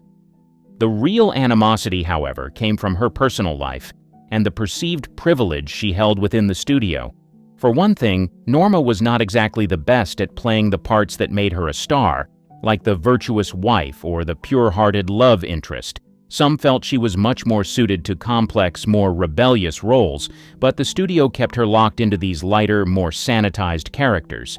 Her critics argued that she wasn't just playing it safe with her roles, but that she was being forced into them because of her connection to Thalberg. This perception of preferential treatment followed her through her career, with some claiming that she was given too much creative freedom, like the fact that she was allowed to collaborate on scripts or have a say in casting decisions, while other actresses were fighting tooth and nail to get any creative input at all. As much as Norma was beloved by her fans, the truth was that within Hollywood she often found herself at odds with many of her peers. They accused her of having it easy because of who she was married to.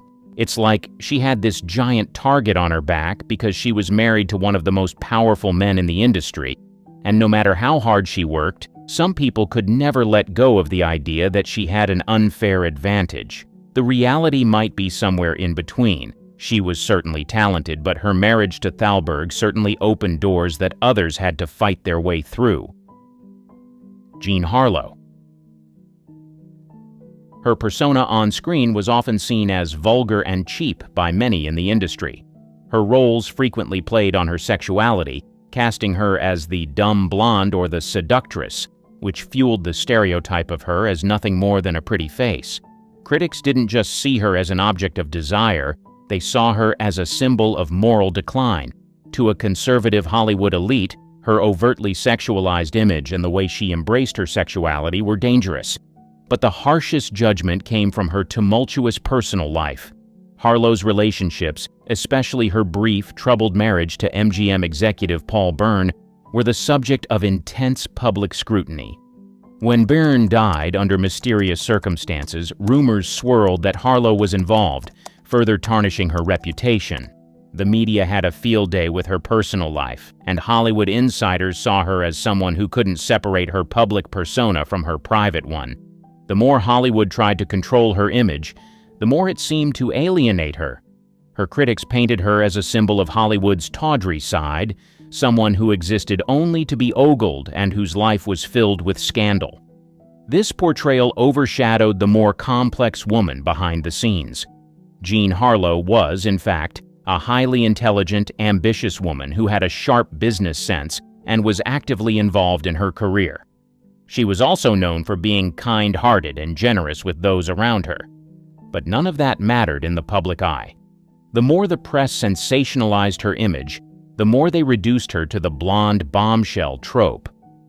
On top of this, Jean's fierce determination to succeed in an industry that was dominated by powerful men didn't always sit well with her male counterparts.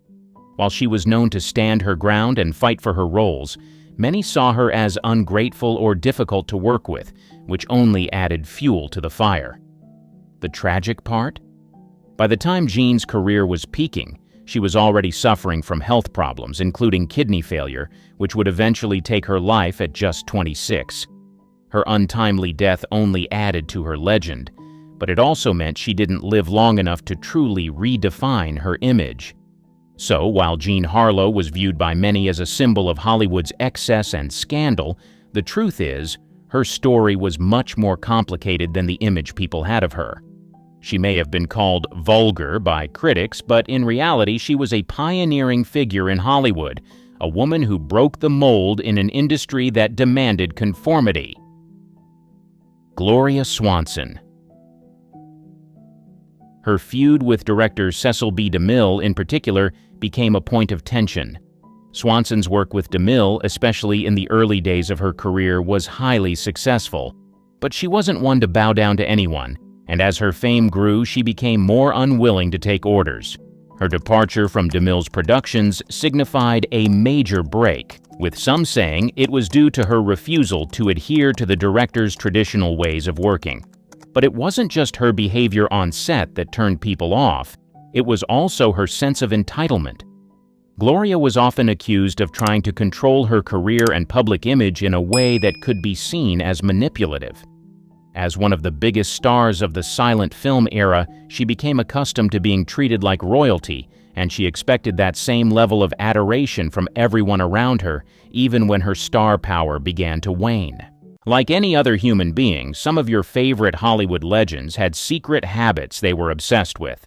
Some were too embarrassed to do them in public, and others just enjoyed the privacy of their addictions. But make no mistake, some of these addictions would shock you to your core. Clark Gable, chewing gum.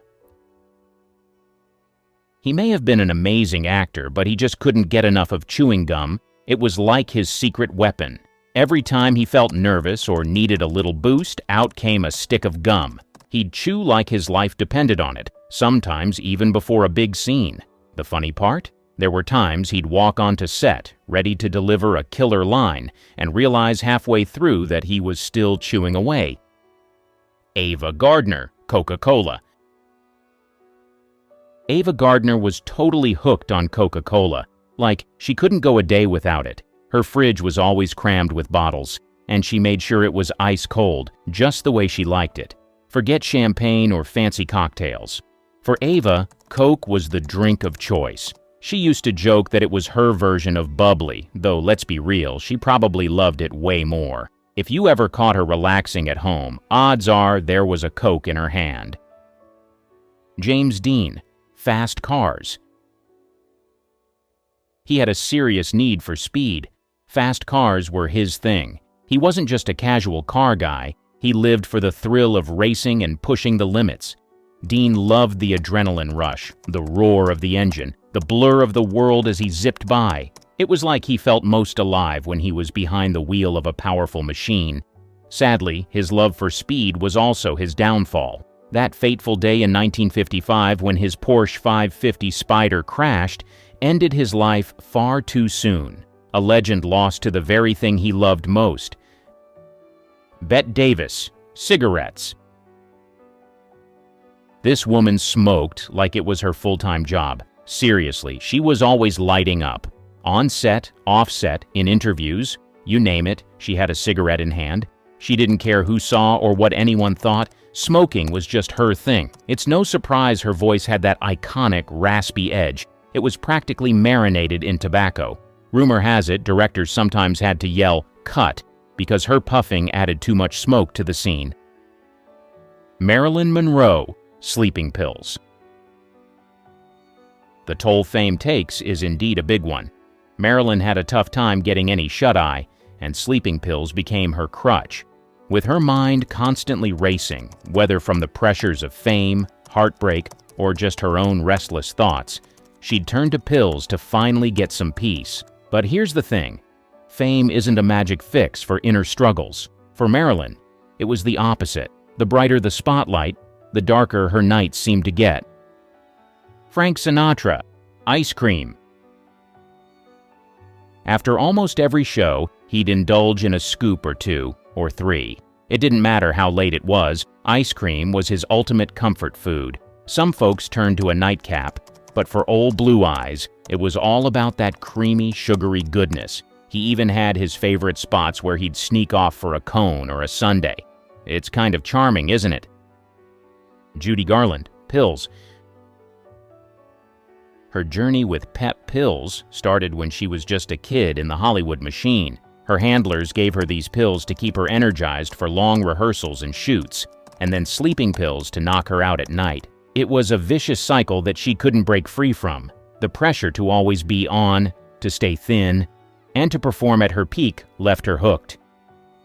Marlon Brando, food. This actor didn't just love food, he lived for it. The guy had a legendary appetite and wasn't shy about it. Midnight burger runs were totally his thing. He'd hop in the car and cruise to his favorite spots like it was the ultimate adventure. And it wasn't just about the burgers. Brando loved indulging in everything from hearty Italian meals to sweet treats. His love for food became as iconic as his acting. Elizabeth Taylor, diamonds. Diamonds, emeralds, sapphires. If it sparkled, she had to have it. Her collection was legendary, with pieces like the Krupp diamond and the Taj Mahal necklace making headlines. She didn't just wear jewels. She treated them like prized possessions, each one with its own story. Honestly, it was like she was collecting Pokemon cards, but way more glamorous. Liz once said, "Big girls need big diamonds," and boy, did she live by that. Her love for bling wasn't just a habit, it was practically her trademark. Humphrey Bogart, chess. He was totally hooked on chess, couldn't get enough of it. Whether he was on set or just hanging out, Humphrey Bogart would challenge anyone who came within arm's reach. No one was safe, not even the crew. During breaks in filming, you'd catch him setting up a board and diving into a game. He didn't care if he was in the middle of a scene or on a lunch break. If there was a game going, he was in. Joan Crawford, cleanliness. Her love for cleaning was straight up obsessive. She didn't just tidy up, she scrubbed floors until they shined like they were made of glass. People used to say she could spend hours scrubbing, polishing, and making sure everything was in perfect order. It went way beyond your typical housekeeping. For Joan, it was like a ritual. Errol Flynn, danger. Danger was practically his middle name. Whether he was sailing into a storm or getting tangled up in a scandal, he chased excitement like it was a paycheck. The man didn't just flirt with danger, he dove headfirst into it. His adventures off-screen were as thrilling, and sometimes as reckless, as the swashbuckling roles he played. From close calls at sea to some very questionable decisions in his personal life, Flynn was all about pushing limits. Lucille Ball, coffee. If there was a liquid that powered her wild energy, it was coffee. Lucille Ball could down gallons of the stuff, and she needed it to keep up with her non-stop high-energy performances. From the early mornings on set to late-night rehearsals, coffee was her fuel of choice. It wasn't just a casual cup here and there. This was full-on, keep the caffeine coming territory. In fact, you could say that coffee was as much a part of her routine as her impeccable comedic timing. Charlie Chaplin, younger women. Chaplin's preference for young women was about as public as his famous tramp character. It was no secret, and frankly, it made headlines almost as often as his films did. Chaplin had a habit of dating much younger women, and the press didn't shy away from shining a spotlight on it. In fact, his personal life seemed to generate as much gossip as his brilliant on-screen career. Despite his genius in the film world, his relationships often raised eyebrows, but Chaplin never seemed to care much about public opinion. He was, after all, a man who lived life on his own terms. Katherine Hepburn, swimming. diving into icy waters every day. For Kate, it wasn't just a way to wake up, it was her form of therapy. Whether it was the cold ocean or a chilled pool, she swam through it all like it was the most natural thing in the world. No matter the weather, she'd jump in, letting the freezing temperatures wash away the stress of the day. For Kate, the water wasn't just for exercise, it was her mental reset button. Orson Welles, alcohol. When stress hit, Orson Welles didn't reach for a yoga mat, he reached for a stiff drink. It became his go-to move whenever the pressure of fame, filmmaking, or life in general got to be too much. A glass of something strong was always within arm's reach, and it was a habit that stuck with him throughout his career. Whether he was battling the chaos of the film industry or just trying to unwind, booze was his constant companion. Vivien Leigh, tranquilizers. The pressures of stardom weren't just about fame and fortune. It was a battle for peace of mind. For Vivien, that meant turning to tranquilizers to calm her anxiety. The constant stress of being in the public eye, coupled with personal challenges, pushed her to rely on these pills to get through the day. They became her way of coping, though they couldn't take away the deeper struggles. Gary Cooper, hunting. The thrill of the hunt wasn't just something Coop enjoyed, it was an obsession. Gary Cooper spent as much time in the wild as he did on screen, chasing down his next adventure in nature. Whether it was tracking game or just immersing himself in the great outdoors, he was hooked. The rush of the hunt was his escape, his way of finding peace away from Hollywood's chaos. Rita Hayworth, chocolate. Chocolate was her silent co-star, always there when the cameras weren't rolling. Between takes, she'd sneak bites of the sweet treat, finding comfort in its rich, velvety goodness. It was her little indulgence, something that helped her power through long days of filming. While the world saw her as the glamorous movie star, chocolate was her down-to-earth secret, a simple pleasure that kept her grounded. Fred Astaire, golf. Whenever Fred wasn't rehearsing, you could find him dancing his way to the golf course. Yep, he'd literally bust a move as he made his way to the green, turning every step into a little performance. Golf was his thing, but he didn't just stroll to it like anyone else. He brought the rhythm with him. Whether it was a happy shuffle or a full-on tap routine, Fred turned his love for dancing into a way to stay loose and have fun. Greta Garbo, isolation. Solitude was Garbo's true addiction. She craved it like others crave fame or fortune, retreating from the chaos of Hollywood to protect her peace.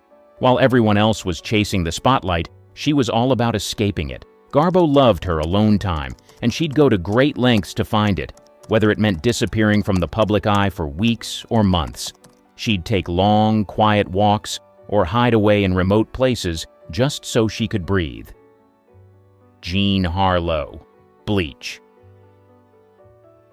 Harlow had a pretty hilarious take on her obsession with beauty.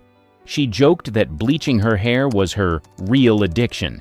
She was famous for her platinum blonde locks, and to keep them looking perfect, she bleached her hair constantly. It wasn't just a beauty routine, it was practically a full-time commitment. Jean would go through hours of treatments, all in the name of maintaining that iconic bombshell look. Gene Kelly, Control. It wasn't a substance that had him hooked.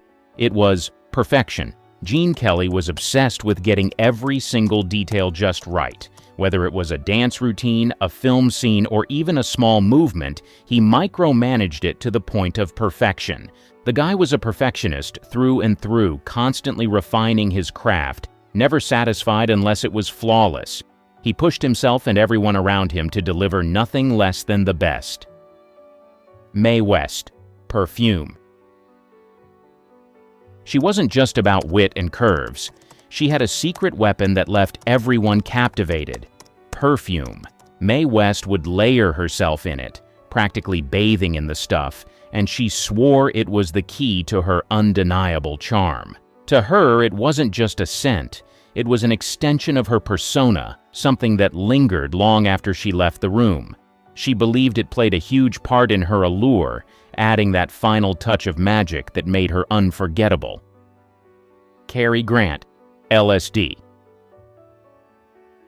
In the name of self-discovery, Cary Grant dove into the world of LSD. He didn't just take it for kicks, he genuinely believed it was life-changing. After experimenting with the drug in the 1950s, Grant said it helped him tap into parts of his mind he'd never known existed, offering him clarity and a deeper understanding of himself. For the suave, charming star who seemed to have it all, LSD became a tool for inner exploration. Barbara Stanwyck, Horses. Every spare second Barbara had, she'd be on horseback. It wasn't just a hobby, it was her escape. The rush of riding was her way of getting away from the chaos of Hollywood and finding peace in the open air. Whether she was galloping across fields or simply taking a quiet ride through the countryside, horseback riding gave her a sense of freedom she couldn't get anywhere else. Audrey Hepburn, Pasta. Audrey Hepburn had a serious love affair with pasta, especially spaghetti. She openly admitted that she couldn't resist a good plate of it, no matter what. For someone so elegant and graceful, it might surprise you that one of her biggest pleasures was something as simple as pasta. But hey, who could blame her? There was something comforting about it, something that made her feel grounded amidst the glamorous world she lived in. James Cagney, Dancing. He was so hooked on dancing that he'd break into tap moves between scenes. Whether it was during a quick break or just while waiting for the next shot, you could count on him to shuffle his feet and tap out a rhythm. It wasn't just something he did on screen. It was part of his everyday life. Cagney didn't need music. His feet did the talking. Lauren Bacall, Cigarettes. That husky, sultry voice that made her unforgettable wasn't just natural. It was fueled by a heavy smoking habit. The deep, throaty tone she was famous for came from years of cigarettes, and it became one of her most distinctive features. Bacall even admitted that the rasp was something she developed over time with smoking, giving her voice that signature seductive sound. While it certainly added to her allure, it also came with its costs. Paul Newman, Racing. Hollywood stardom was great, but for Paul, his real addiction was car racing. He lived for the thrill of the track, pushing his limits in a way that Hollywood couldn't quite match. When he wasn't on set, you could find him behind the wheel, tearing up the roads and feeding that need for speed. Racing wasn't just a hobby for him. It was a passion, a way of life. The rush of the race was something he couldn't get enough of, and it became his true obsession, even more than the movies that made him famous. Sophia Loren, Pizza. Did you know that Sophia Loren credited her famous curves to her love for pizza? I mean, how relatable is that? While most people might worry about their waistline, Sophia fully embraced her love for food, especially pizza. She said it was her secret to staying curvy and confident. And let's be honest, who wouldn't want to have the same relationship with pizza? It wasn't just about indulging, it was about enjoying life and embracing your body the way it is. Clark Gable, Cologne. He doused himself in cologne so often that he earned a reputation as the best-smelling man in Hollywood. It wasn't just about a splash here and there. He made sure his scent was unforgettable. Whether it was during shoots or when he was out and about, his cologne became part of his signature. People couldn't help but notice the distinct, fresh smell that lingered after he left the room. Natalie Wood, Shopping. She was completely hooked on retail therapy, buying clothes like they were going out of style. If there was a sale, you could bet she'd be first in line, scooping up everything that caught her eye. It wasn't just about fashion, it was a need, a way to feel in control in a world that often felt overwhelming. She'd shop as if those gorgeous dresses and chic outfits might vanish overnight. And honestly, who could blame her? Spencer Tracy, Alcohol. Whether it was a late-night binge or just a little too much celebrating, Spencer often found himself battling a hangover while trying to focus on his lines. Despite the tough mornings, he kept his reputation intact and powered through. But his love for a good drink was no secret. Hollywood's golden age certainly had its share of party animals, and Spencer was one of the stars who truly embodied that wild side. Myrna Loy, dogs. She had a serious obsession with dogs, adopting more than she could handle. It was like a never-ending parade of pups at her place, each one cuter than the last. She couldn't resist rescuing every dog that caught her eye, and soon enough, her home was filled to the brim with furry friends. While it started as a love for animals, it quickly became a bit overwhelming, with the constant care and attention they all needed. Rock Hudson, Sugar. He had a major sweet tooth and was rarely seen without candy in hand. Whether it was a quick sugar fix between takes or just a little indulgence during downtime, candy was his constant companion. It wasn't just about a treat now and then. He was pretty much always munching on something sweet, and he didn't try to hide it. From chocolates to hard candies, if it had sugar, it was his weakness. Anne Margaret, motorcycles. She loved motorcycles almost as much as her co-stars, and that's saying something. Anne Margaret didn't just admire bikes, she was all about the ride. Whether she was zooming around town or taking a spin on set, motorcycles gave her a sense of freedom she couldn't get enough of. She even became known for her love of riding, which was just as intense as her on-screen presence. It was a perfect match for her high-energy, fearless personality. Gregory Peck, books. He couldn't get enough of reading, devouring novels whenever he had a break on set. While other stars might relax between scenes with a drink or chatting, Gregory was usually buried in a book, completely absorbed in another world. It wasn't just about passing time, it was his way of staying grounded, feeding his mind while the cameras weren't rolling. Shirley Temple, dolls. Even as an adult, she couldn't shake her love for dolls, a throwback to her child star days. What started as a cute collection during her early years in Hollywood stuck with her long after the cameras stopped rolling. She had shelves filled with them, each doll a little piece of nostalgia, reminding her of simpler times. It wasn't just about collecting, it was a way for her to hold on to her childhood innocence, even in the chaotic world of fame. Debbie Reynolds, collecting memorabilia.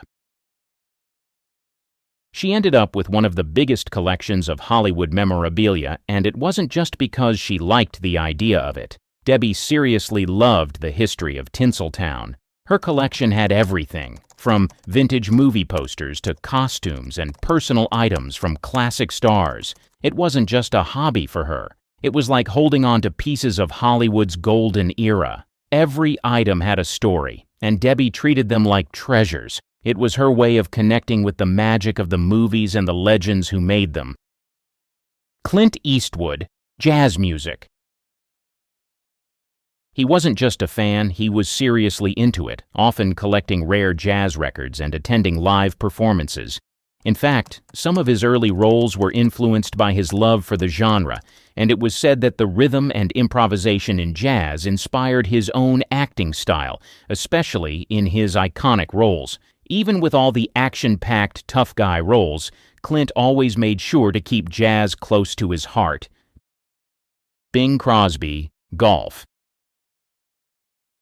His addiction here was legendary. He didn't just play the game, he lived and breathed it. Bing was often found on the course, perfecting his swing and enjoying the serenity it brought him. He was known to skip out on Hollywood events just to hit a few rounds. Golf was his form of relaxation, a place where he could escape the pressures of fame and just focus on the game. His love for the sport was as well known as his voice. Tony Curtis, women. Tony Curtis was a self-confessed womanizer who never seemed to settle down. Jane Mansfield, Pink. Jane loved Pink so much, she dyed everything she owned, including her poodles. Henry Fonda, fishing. Fonda was addicted to fishing, often disappearing to catch trout. Grace Kelly, hats. Grace couldn't resist buying hats, owning more than she could ever wear. Lana Turner, shopping. Lana's addiction to shopping rivaled Natalie Wood's. She always had the latest fashion, Dean Martin, whiskey. Dean's love for whiskey wasn't just a Rat Pack persona, it was real. Joan Fontaine, gossip. Joan was addicted to gossip, stirring the pot in classic Hollywood circles. There is no telling what people are up to behind closed doors when no one is watching. But when it comes to the Hollywood stars on this list, there is no doubt that the golden age of Hollywood had its fair share of nastiness and pure lust. From being intimate with both men and women, to openly admitting seeking help from the nympho addiction, some of these stars knew they had a problem, but for others, they hid behind the veil of marriage. Regardless, they all had the same thing in common. They simply could not resist a good time in the sheets. Pamela Anderson. This amazing star has never been one to hold back when it comes to talking about her love life. Back in her younger days, she admitted in an interview that her libido was, in her words, uncontrollable. And honestly, it's not hard to see why people took notice. She wasn't just famous for her role on Baywatch, but also for her high-profile relationships with rock stars like Tommy Lee and Kid Rock. Even as she got older, Pamela didn't shy away from the subject. She embraced her image as a sensual symbol and kept things playful, sharing that she still enjoyed adding a little spice to her relationships. Her openness about physical intimacy and love has kept her in the spotlight as one of the most talked-about stars when it comes to libido. But here's the thing. Pamela's carefree and unapologetic attitude about her sexuality isn't just a phase or an act. It's been a core part of who she is from the start. She's never let society's expectations box her in, and that's probably why fans have always been so fascinated by her. Love her or not, you've got to admit, Pamela Anderson has always danced to the beat of her own drum. Vivien Leigh. She was far more complex than the glamorous image she portrayed on screen as Scarlett O'Hara. Beneath the surface of her dazzling career lay a life filled with personal struggles, heartbreak, and battles that would have overwhelmed many. Her relationships were often a focal point for public gossip, particularly her well-known affairs with co-stars like Robert Taylor and Peter Finch, even during her marriage to Laurence Olivier. While the tabloids painted her as scandalous, the truth of her life was far more nuanced and deeply human. Vivien's real challenge wasn't the judgment of others, it was the battle within herself. She suffered from bipolar disorder, a condition that was poorly understood at the time. It led to extreme mood swings that impacted her relationships, career, and overall well-being. Her struggles became even more pronounced after a devastating miscarriage in 1945, an event that many believe intensified her emotional pain and left scars that never fully healed. Her health challenges didn't stop there. The book, Reframing Vivien Leigh, details how she suffered from illnesses throughout her life, which added another layer of difficulty to an already turbulent existence. These health issues, along with the rumors and speculation they stirred, created an image of a troubled star in the public eye. But behind the headlines was a woman fighting battles most would never understand. Despite it all, Vivien remained remarkably resilient. She continued to pour herself into her craft, delivering performances that captivated audiences and cemented her place in cinematic history. On stage and screen, she exuded a magnetic presence that few could match, even as she wrestled with her inner demons. Elizabeth Taylor. Her love life was always making headlines, and for good reason. She got married 8 times, to 7 different men, and didn't hold back when it came to following her heart. The press loved to slap labels on her, calling her everything from unpredictable to wild, especially when her romance with Richard Burton hit the scene. That relationship was Hollywood drama at its peak. Both Elizabeth and Richard were married to other people when their affair started, which only added fuel to the media frenzy. But their connection was undeniable, and their on-again, off-again romance became one of the most talked-about love stories of all time. They had fiery arguments, grand reunions, and moments so passionate they could have been straight out of one of their movies. The thing about Elizabeth, though, is she never apologized for living her life the way she wanted. She once said, "I don't regret anything I've ever done," and she meant it. She wasn't about to let public opinion dictate how she lived or who she loved. Elizabeth Taylor wasn't just a star, she was a force of nature. She loved deeply, made bold choices, and owned every moment of it. That's what made her unforgettable, not just her beauty or talent, but the way she lived life on her terms. Rita Hayworth. Her love life was just as adventurous as her Hollywood career. Known for her beauty and elegance, she had a magnetic charm that made her one of the most sought-after stars of her time. But Rita's personal life was as dramatic as any of her films, filled with passion, heartbreak, and headline-making romances. She was married 5 times, each relationship capturing public attention in its own way. Her second husband, Orson Welles, was a creative genius, best known for Citizen Kane. Together, they were seen as a power couple, blending Hollywood glamour with artistic brilliance. But their marriage was far from perfect, and like many of her relationships, it didn't last. Then came Prince Ali Khan, the dashing son of the Aga Khan. Their affair caused an international stir. Rita was already a massive star, and Ali was one of the most eligible bachelors in the world. When they got married, it seemed like a real-life fairy tale, the movie star and the prince. But even that storybook romance had its troubles. Their relationship was marked by intense highs and lows, and they eventually divorced. Rita wasn't just someone who fell in love. She dove headfirst into it, living with passion and following her heart wherever it led her. But that kind of intensity came with its challenges. She once said, "Every man I knew fell in love with Gilda and woke up with me," referring to her famous role in the movie Gilda. It was a bittersweet reflection on how people often saw her as the glamorous character on screen rather than the real woman behind it. Beyond the rumors and gossip, Rita Hayworth was a deeply human figure. She loved fiercely and openly, and she carried herself with grace even when things didn't work out. While her personal life was far from smooth, it's also what made her so relatable. Warren Beatty. While his career took off after the Golden Age, his romantic life was just as much a part of his legend as his acting. He was known for dating some of the biggest stars of the time, with his list of lovers reportedly numbering in the hundreds. Beatty didn't just have a few flings. He was deeply involved with many women, including major names like Natalie Wood, Julie Christie, and even Madonna in the 80s. His charm and looks kept him in the headlines, but it was his personality that really fueled the gossip. Beatty had a reputation for being confident and captivating, always able to win over whoever he set his sights on. His romantic relationships often became public spectacles, and he was rarely far from the tabloids. For years, he seemed to live in the spotlight, balancing his acting career with a relentless pursuit of romance.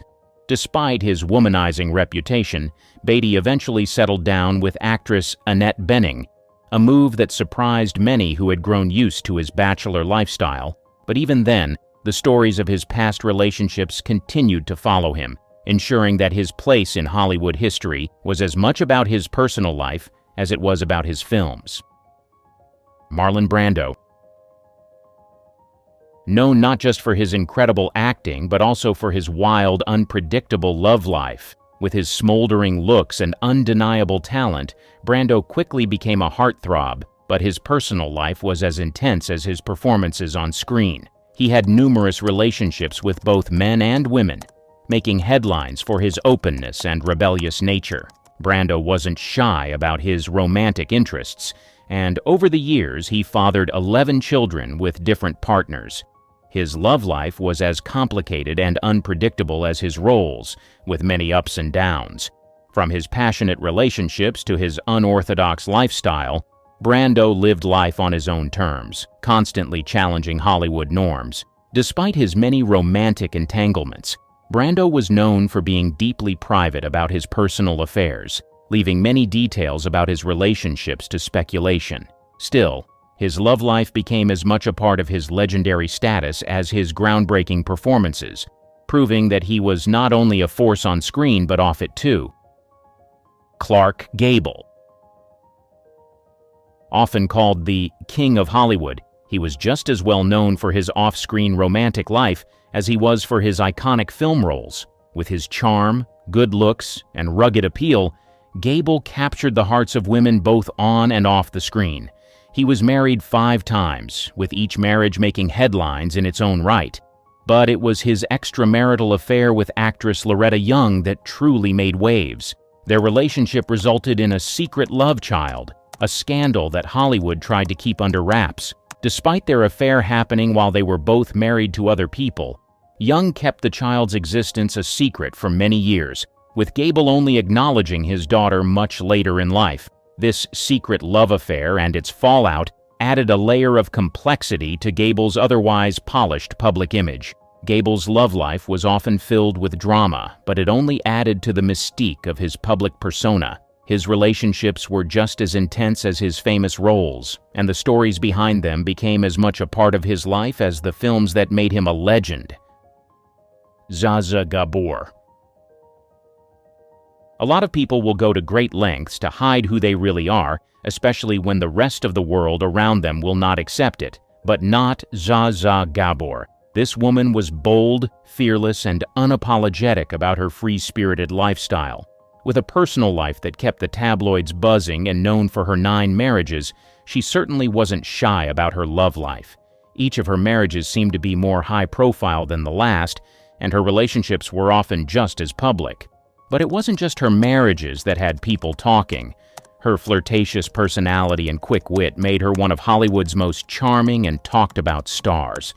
Gabor loved the attention, and she knew how to work the spotlight. Her reputation as a woman who was always in search of love and excitement was solidified by the countless rumored affairs and passionate relationships she had over the years. Zsa Zsa made no apologies for the way she lived her life, and she leaned into her role as a woman who refused to follow society's rules. Much like many other actresses of her time, Gabor was labeled by the public as a nymphomaniac, a term that reflected society's discomfort with women who openly expressed their desires. But in many ways, she and others like her were challenging the strict and often unfair expectations placed on women during Hollywood's golden age. They weren't just breaking hearts, they were breaking down barriers, showing that women could have control over their love lives and reject the conventional norms that were expected of them. Robert Mitchum. If there were ever a male version of Gabor, this would be him, just like her. Robert wasn't too keen on listening to what other people thought about him, and he lived his life regardless. He was the ultimate tough guy on screen, known for his gritty roles in noir films and westerns. But off-screen, his life was just as intense. Mitchum didn't just play bad boys, he lived like one too. He had a rebellious streak that made him a bit of a Hollywood maverick, and his personal life was filled with rumors of numerous affairs. Even though Mitchum was married for decades to his wife, Dorothy, his extramarital relationships were widely talked about. His rugged charm and laid-back attitude made him irresistible, and Hollywood couldn't help but be fascinated by his romantic entanglements. Mitchum didn't care much for the spotlight, but his love life added to the mystique of his public persona, with whispers about his love affairs and escapades never far from the tabloids. In a time when many actors tried to keep their personal lives under wraps, Mitchum's rebellious nature meant he was never one to follow the rules, whether in his roles or his relationships. His ability to balance a high-profile career with a secretive love life only made him more intriguing to the public, further cementing his legacy as one of Hollywood's most complicated and charismatic stars. Marilyn Monroe.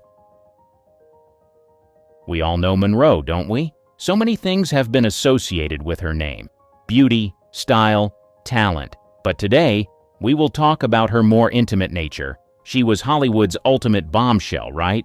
But her life off-screen was far from perfect. The media loved to paint her as a nymphomaniac because of her string of high-profile relationships, like her marriages to Joe DiMaggio and Arthur Miller. And of course, there were the infamous rumors about her affairs with President John F. Kennedy and his brother Robert. All of that gossip made her love life a constant headline. But what the public didn't really see was how much deeper her struggles went. Marilyn wasn't just looking for love. She was emotionally vulnerable, craving acceptance, and battling inner demons that nobody really understood. Her tragic demise at just 36 in 1962 left more questions than answers about who she truly was. Marilyn might have been this glamorous, larger-than-life figure on screen, but in real life, she was one of Hollywood's most misunderstood stars. Her story is filled with mystery, and even today she remains an iconic figure, both admired and misjudged. Angelina Jolie. With a face that can turn heads and eyes that make you freeze in your boots, Angelina Jolie certainly has earned her place on this list. Her marriage to Billy Bob Thornton was the stuff of legend.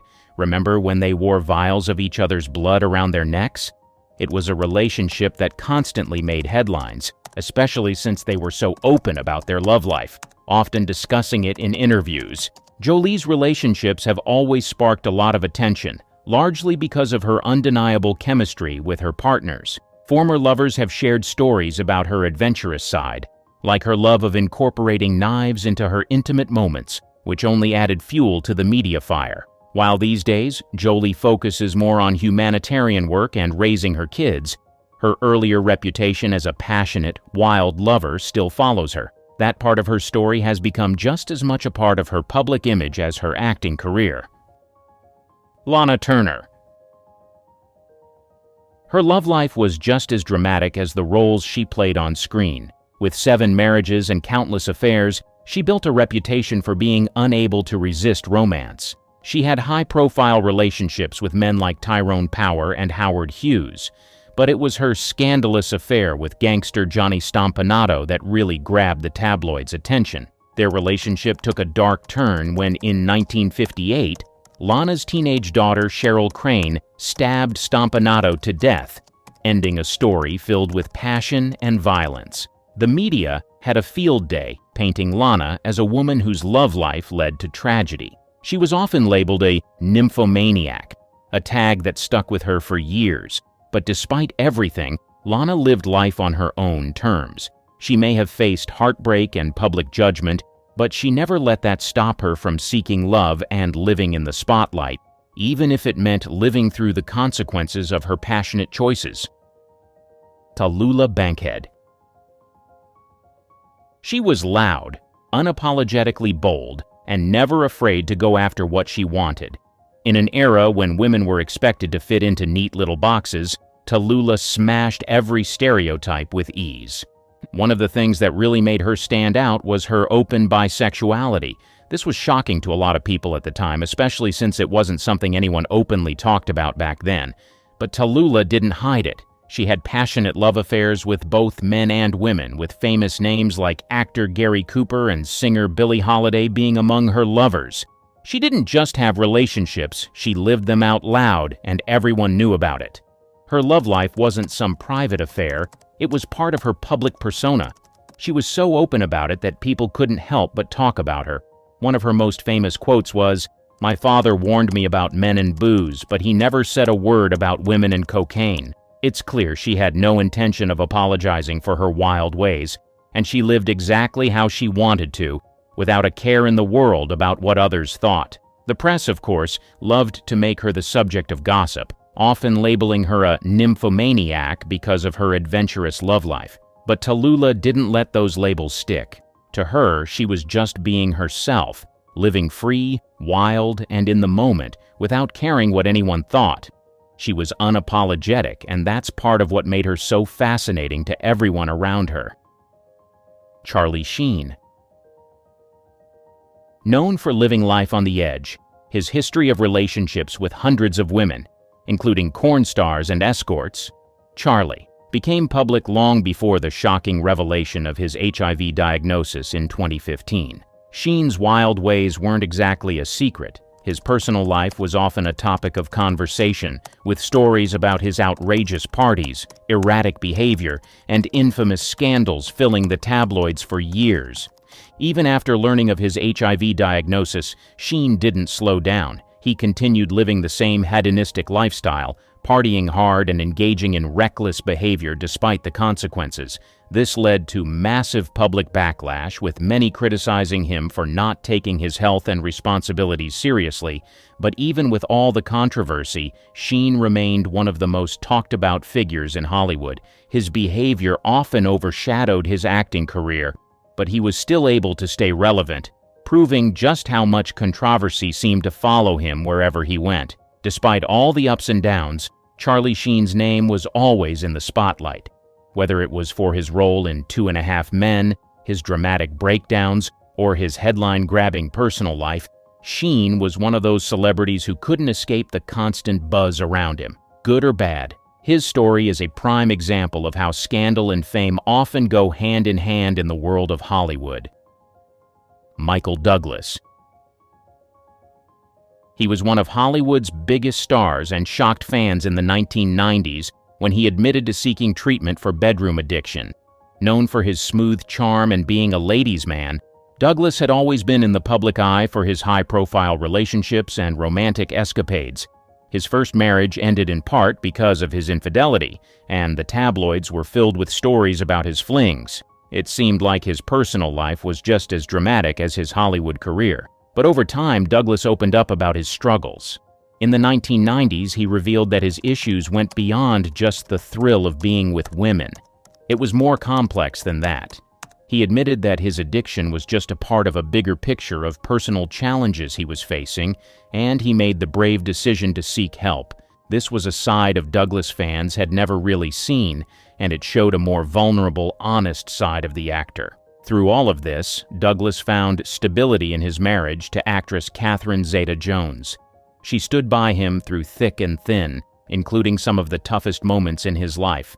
When he was diagnosed with throat cancer, it was Catherine's support that helped him fight through it. Their relationship proved to be a rock for him, and it gave him a foundation he hadn't had before. Despite the public struggles and battles, Michael Douglas didn't let those define him.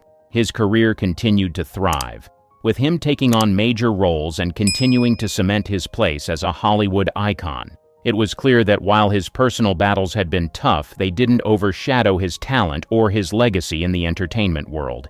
He became an example of someone who could overcome their demons and still come out on top, proving that everyone has their challenges, but it doesn't have to define who you are or what you do.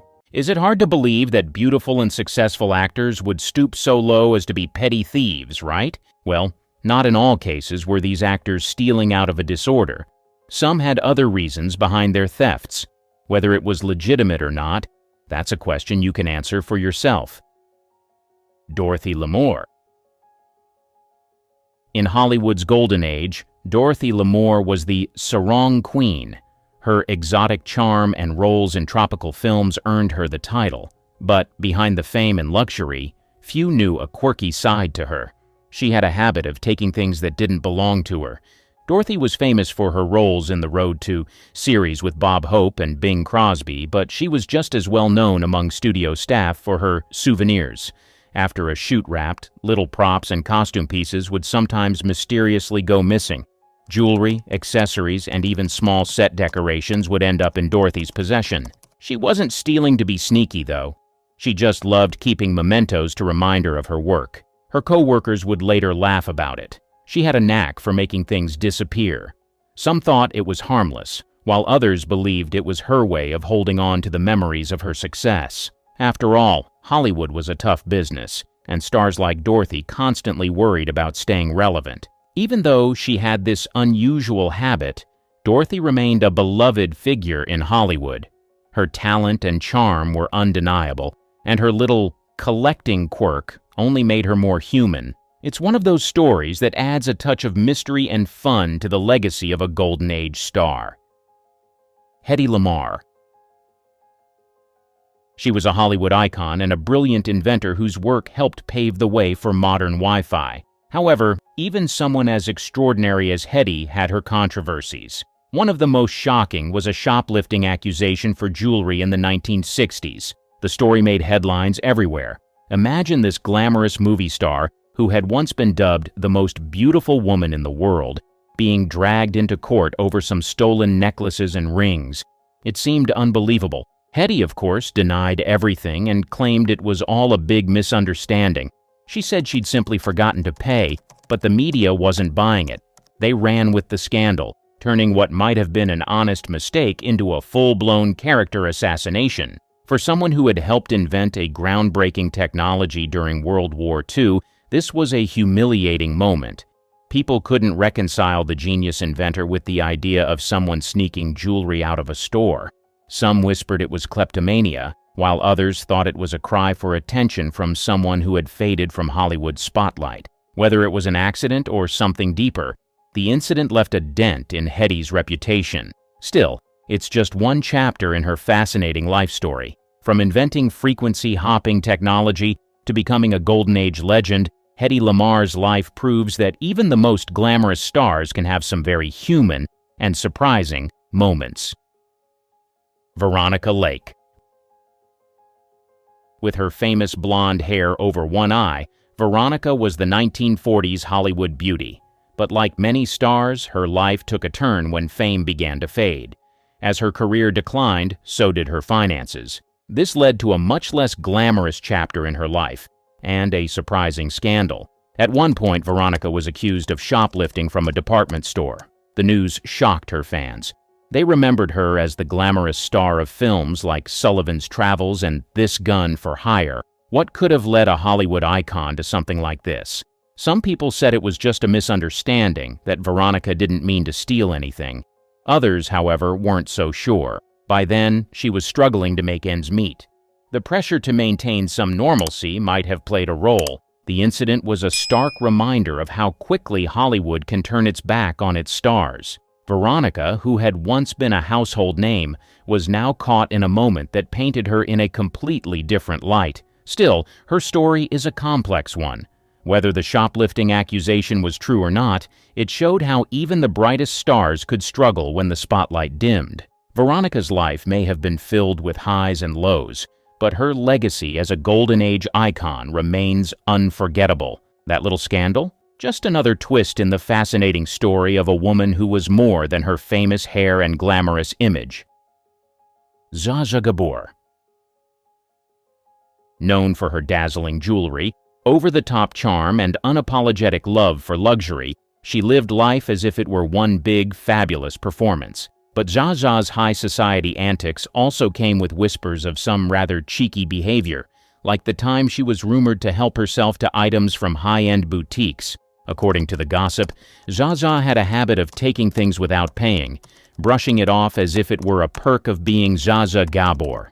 She'd reportedly quipped that the items were gifts for her beauty and charm, delivered with her signature confidence and a dazzling smile that could probably talk anyone out of filing a complaint. Whether it was true kleptomania or just Zsa Zsa being Zsa Zsa, the rumors added to her legend as a woman who lived by her own rules. For her, it was never about being sneaky or malicious. It was about maintaining the glamorous, larger-than-life persona she had built. In her world, it probably seemed perfectly natural to assume the world owed her a few sparkly trinkets in exchange for gracing it with her presence. Did she really swipe those items, or was it just another piece of tabloid fodder? We may never know, but one thing's for sure. Zsa Zsa Gabor knew how to keep people talking even when she wasn't trying. It's just another colorful layer in the story of a woman who made her life her greatest performance. Tula Bankhead. With her raspy voice, sharp wit, and rebellious nature, she was a force to be reckoned with both on and off the screen. But Tallulah's eccentric personality also came with some peculiar habits, like her love for taking souvenirs from the parties she attended. Stories say she had a knack for pocketing little trinkets wherever she went. Whether it was a fancy lighter, a silver spoon, or a small decorative item, Tallulah didn't see it as stealing. To her, it was just a fun way to remember a good time. She'd even joke about it, saying, "Darling, I simply couldn't resist." Her charm was so disarming that most hosts didn't seem to mind, or at least they let it slide. Tallulah's unpredictable behavior was part of her allure.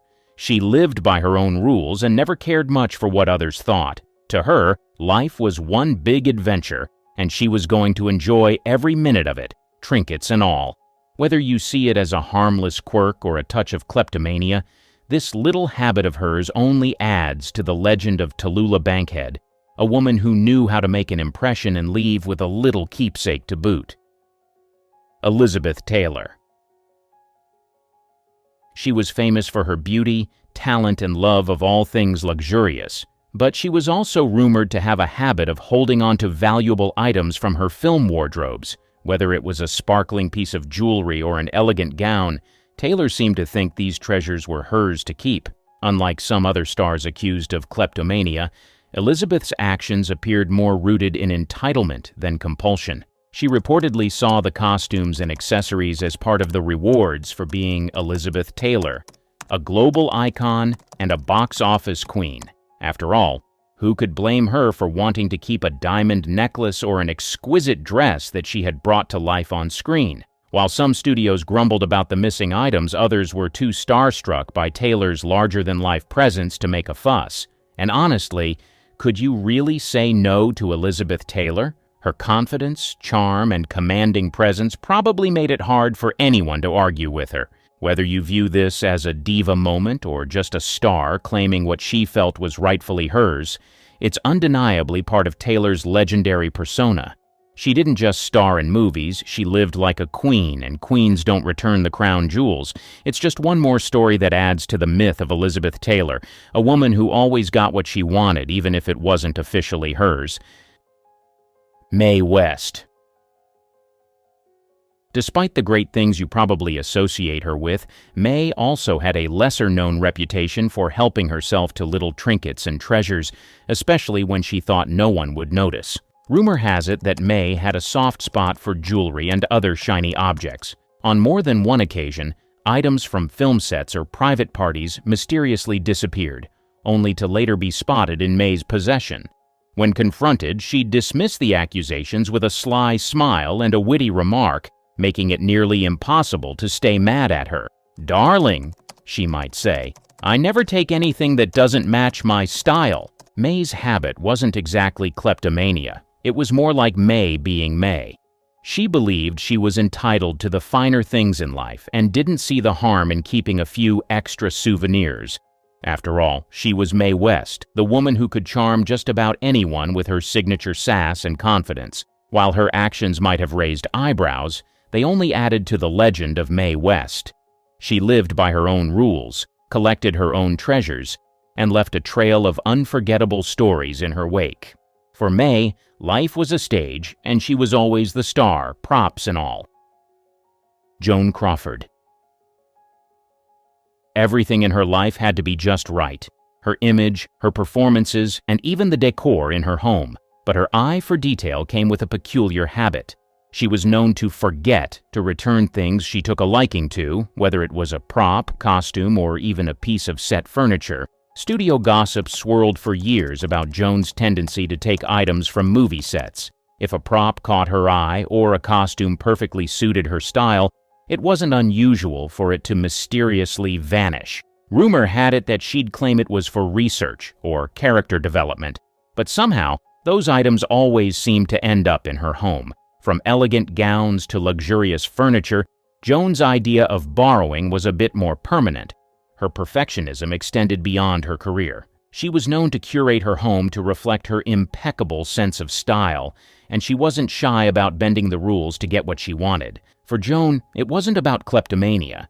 It was about ensuring every detail of her life met her impossibly high standards. Whether it was a harmless quirk or an entitlement born from being one of Hollywood's biggest stars, Joan's habit became part of her lore. After all, when you're Joan Crawford, why settle for less than perfection? Especially when it's just sitting there waiting to be borrowed? Errol Flynn. Rumor has it that Flynn had a habit of acquiring souvenirs from movie sets and fancy hotels. Whether it was a prop sword from one of his famous adventure films or a luxurious item from a lavish suite, Flynn's charm often seemed to work in his favor. Who could really say no to the roguish star of Captain Blood and the Adventures of Robin Hood? If questioned, he'd likely flash that famous grin and come up with a witty excuse that left everyone laughing instead of complaining. For Flynn, it wasn't about stealing, it was just part of his larger-than-life persona. He lived for the thrill, whether it was sailing the seas, throwing extravagant parties, or walking away with a little memento from his latest adventure. To him, the world was a playground, and he was the dashing rogue living life to the fullest. While these stories might just be part of the legend surrounding Flynn, They fit perfectly with his image as Hollywood's charming bad boy. Whether true or exaggerated, they add yet another layer to the myth of Errol Flynn, a man who made every moment and every set an adventure. Barbara Stanwyck. She built her career playing gritty, independent women, and she carried that same attitude into her personal life. This reputation for being fiercely independent extended to her behavior on set as well, where some whispers suggested she had a habit of taking home items from the production she worked on. According to rumors, Stanwyck didn't see it as theft. She saw it as fair compensation for her hard work and dedication to her roles. Whether it was a prop or a piece of costume jewelry, if she liked something, it was said she would borrow it, sometimes without asking. After all, she was one of Hollywood's highest-paid actresses, and after giving so much of herself to her roles, what was a little keepsake here and there? These acts weren't about being sneaky, they were more about Stanwyck's sense of ownership over the work she did. With the kind of roles she took on, strong, resourceful women who didn't wait around for handouts, it's easy to see how she might have felt entitled to take home a piece of the action. The on-screen tough gal seemed to be reflected in her off-screen practicality.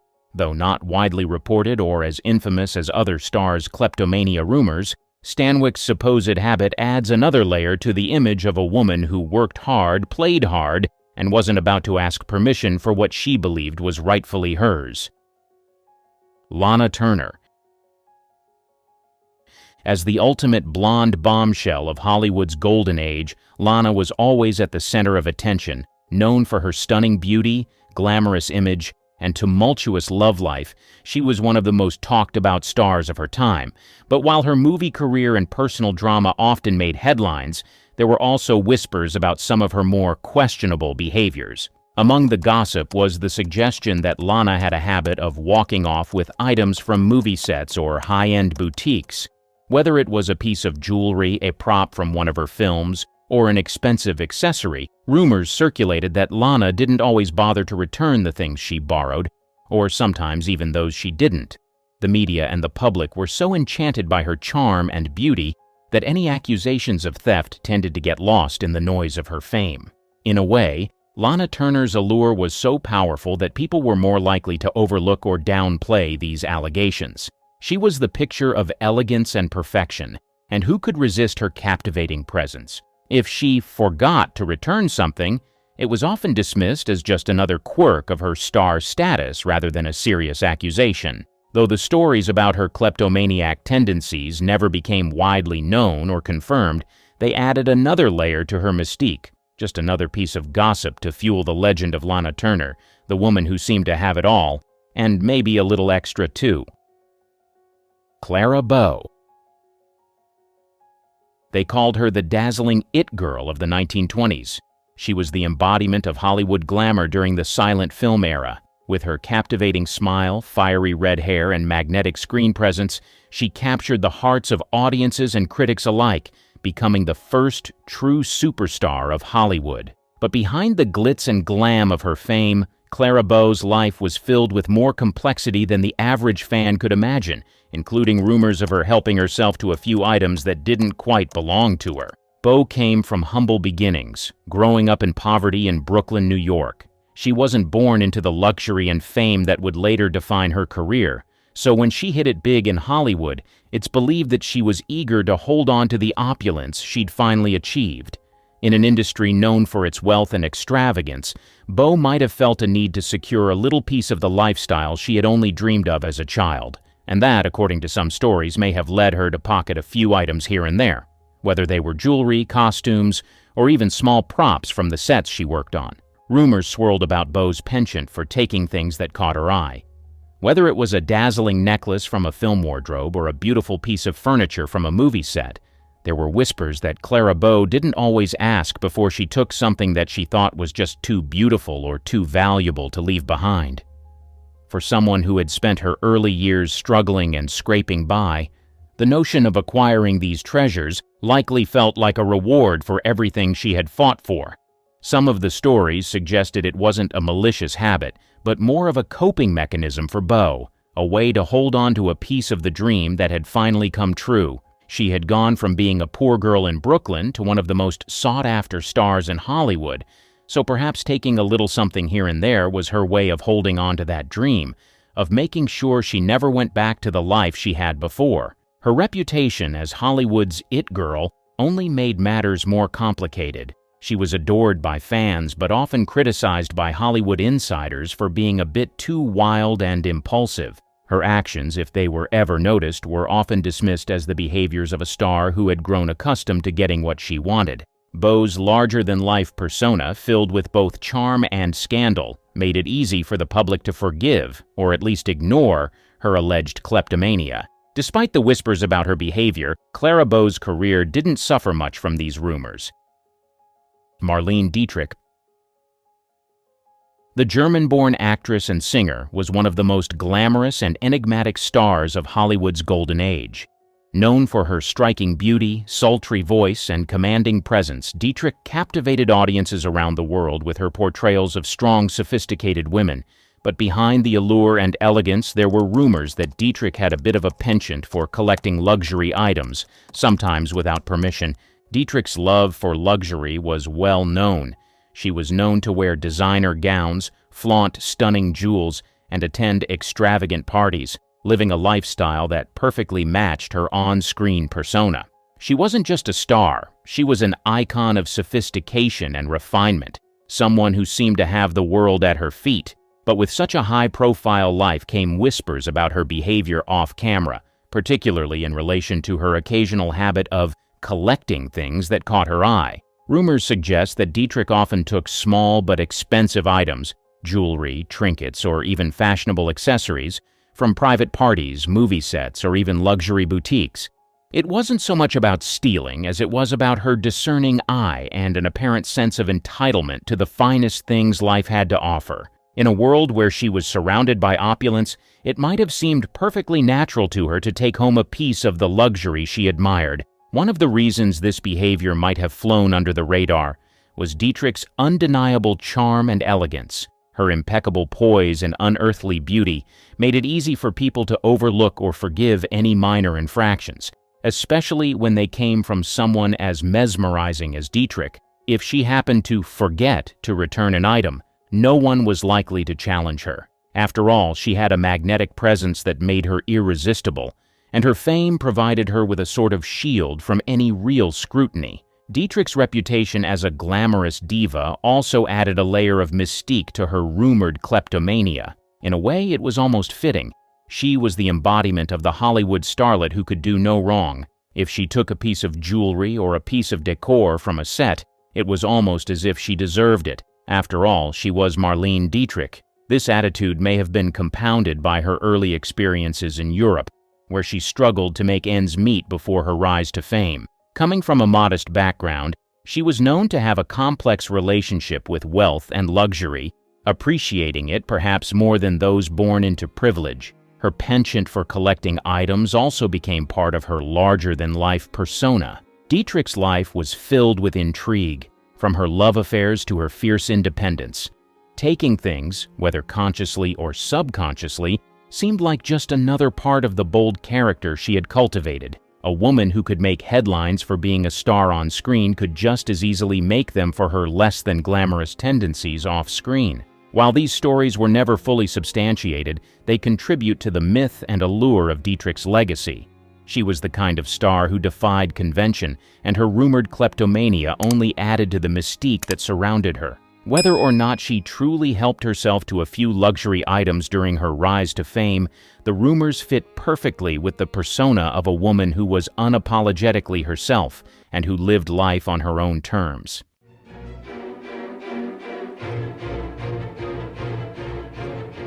How much of classic Hollywood films do you know? Well, some facts are common knowledge, but others, the producers tried to hide as best as they can but failed. From manipulating colors to terrible film mistakes, these random classic film facts are oddly intriguing. The curtains in Gone with the Wind. Remember Scarlett O'Hara's famous green curtains in Gone with the Wind? Well, turns out those curtains weren't even green. Back when they were filming Gone with the Wind, the Technicolor process didn't capture green very well, It looked strange or washed out on screen. So, instead of green fabric, the costume designers went with gray. It sounds funny, but on film, that gray gave the illusion of a rich green color without any technical issues. It's one of those clever movie tricks that most people never even realize, but it totally shaped the look of that iconic scene. But when it comes to iconic scenes, you'd be shocked at what the great Alfred Hitchcock has to say about his favorite appearance. Alfred Hitchcock's favorite cameo.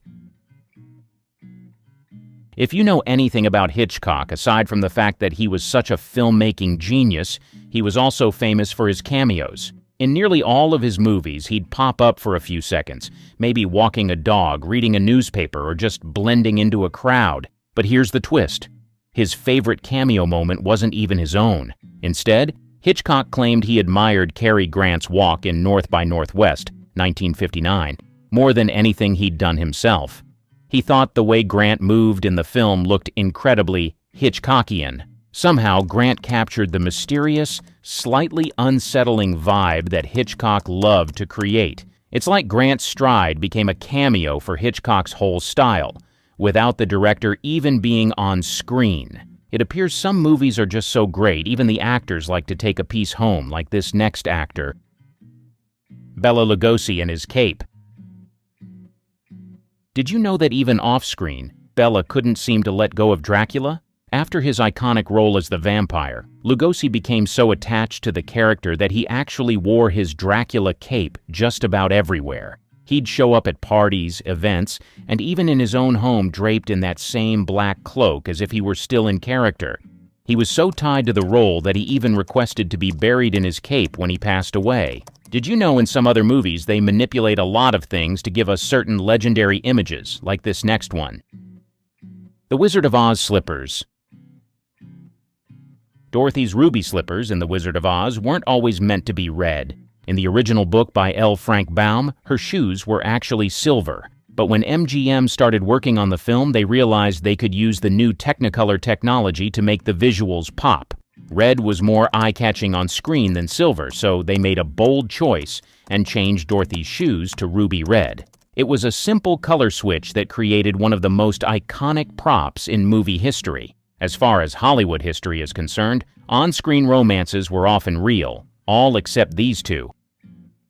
Vivien Leigh kissing Clark Gable. From the viewer's perspective, there was no denying the chemistry between the two on-screen lovebirds, but the reality is a bit more shocking. Even though Vivien Leigh might have looked smitten with Clark Gable in Gone with the Wind behind the scenes, she wasn't exactly thrilled about their kissing scenes.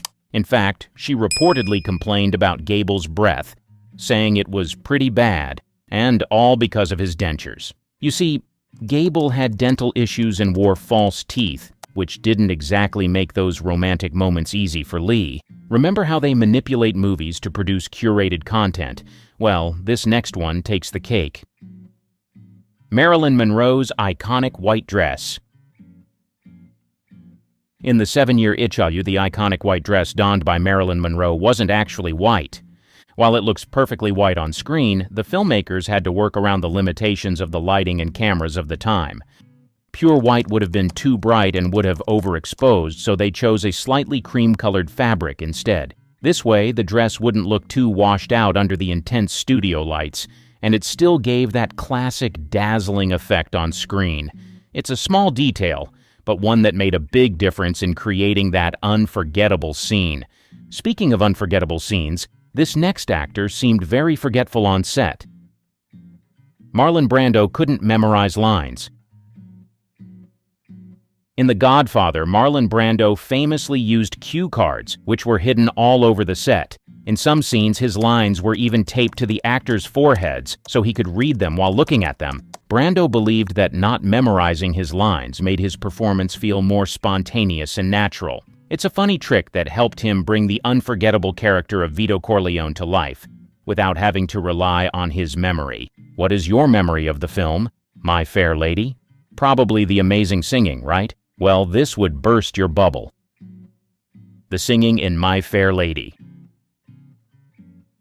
Audrey Hepburn may have looked and acted the part of Eliza Doolittle in My Fair Lady, 1964, but when it came to the singing, that wasn't actually her voice. Most of the vocals were dubbed by Marni Nixon, a talented singer who did a lot of behind-the-scenes work for Hollywood stars.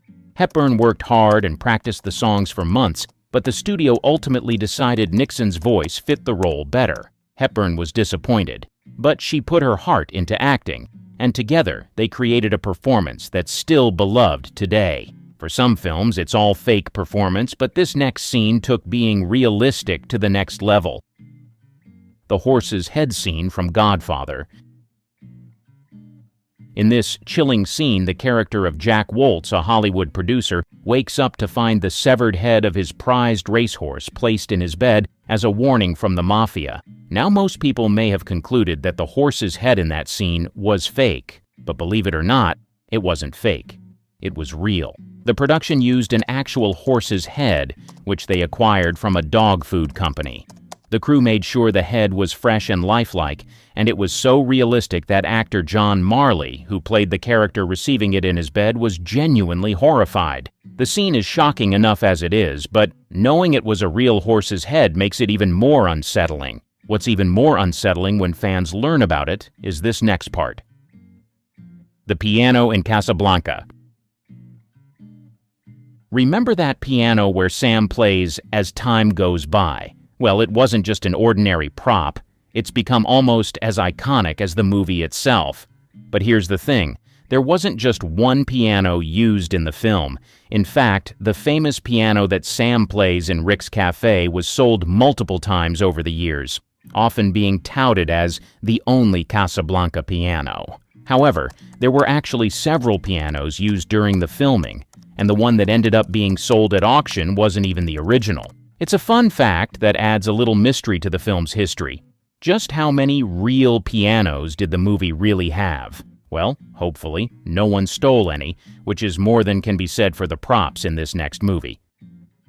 Charlton Heston stealing the Ten Commandments. Known for his towering performances in films like The Ten Commandments, 1956, Charlton Heston apparently couldn't resist taking home a piece of the action. After filming, he actually took one of the Ten Commandments tablets as a souvenir.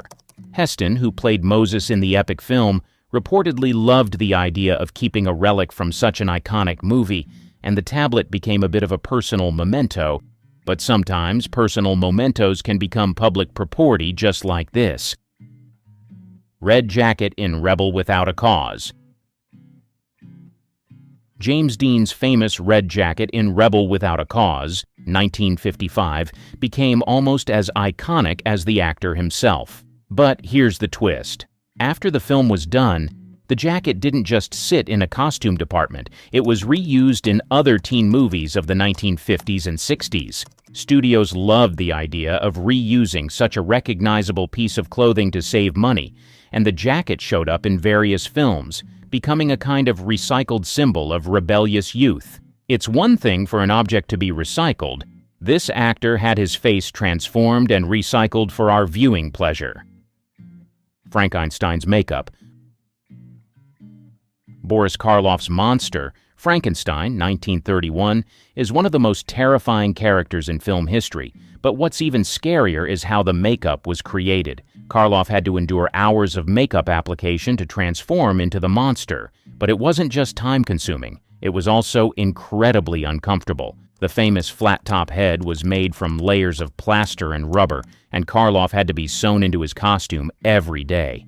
The heavy, tight makeup and costume often made him faint from exhaustion, and he couldn't even drink water during filming because the makeup was so delicate. Despite the grueling process, Karloff's dedication to the role made the character unforgettable. Now, actors are not the only ones with dedication. Some directors and producers hold their own and are super creative too. The shower scene in Psycho.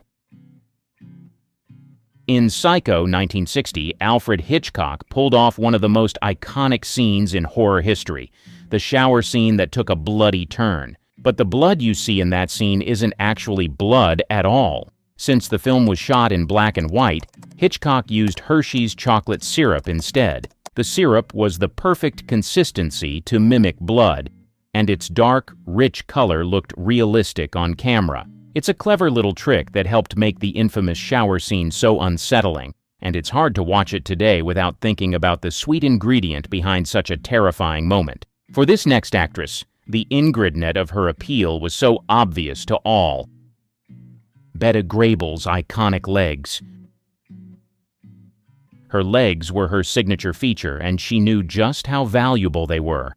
In fact, she had them insured for a whopping $1 million, a move that was practically unheard of at the time. Grayble was one of the most popular stars of the 1940s, and her legs were considered one of her most iconic attributes, often showcased in her pin-up photos and films. The insurance policy was a publicity stunt, but it also helped cement her as one of Hollywood's most marketable stars. Famous or not, some movies can just slip up in the worst way, like this one. Chariot Race in Ben-Hur. It's so astonishing to see horrible film mistakes in an otherwise legendary film, and Ben-Hur is one of them. In the film, there's a famous chariot race that remains one of the most thrilling scenes in movie history. But what's interesting is that a stray Coca-Cola bottle can be spotted in the background during the race. This slip-up has been a fun piece of trivia for fans of the film. Despite the movie's epic scale and historical setting, a modern-day bottle made its way onto the set, probably unnoticed during filming. It's a quirky reminder that even in the most serious and grandiose films, mistakes can sometimes slip through the cracks. From slipping mistakes, this next one had actors slipping into unconsciousness. Flying monkey masks from Wizard of Oz.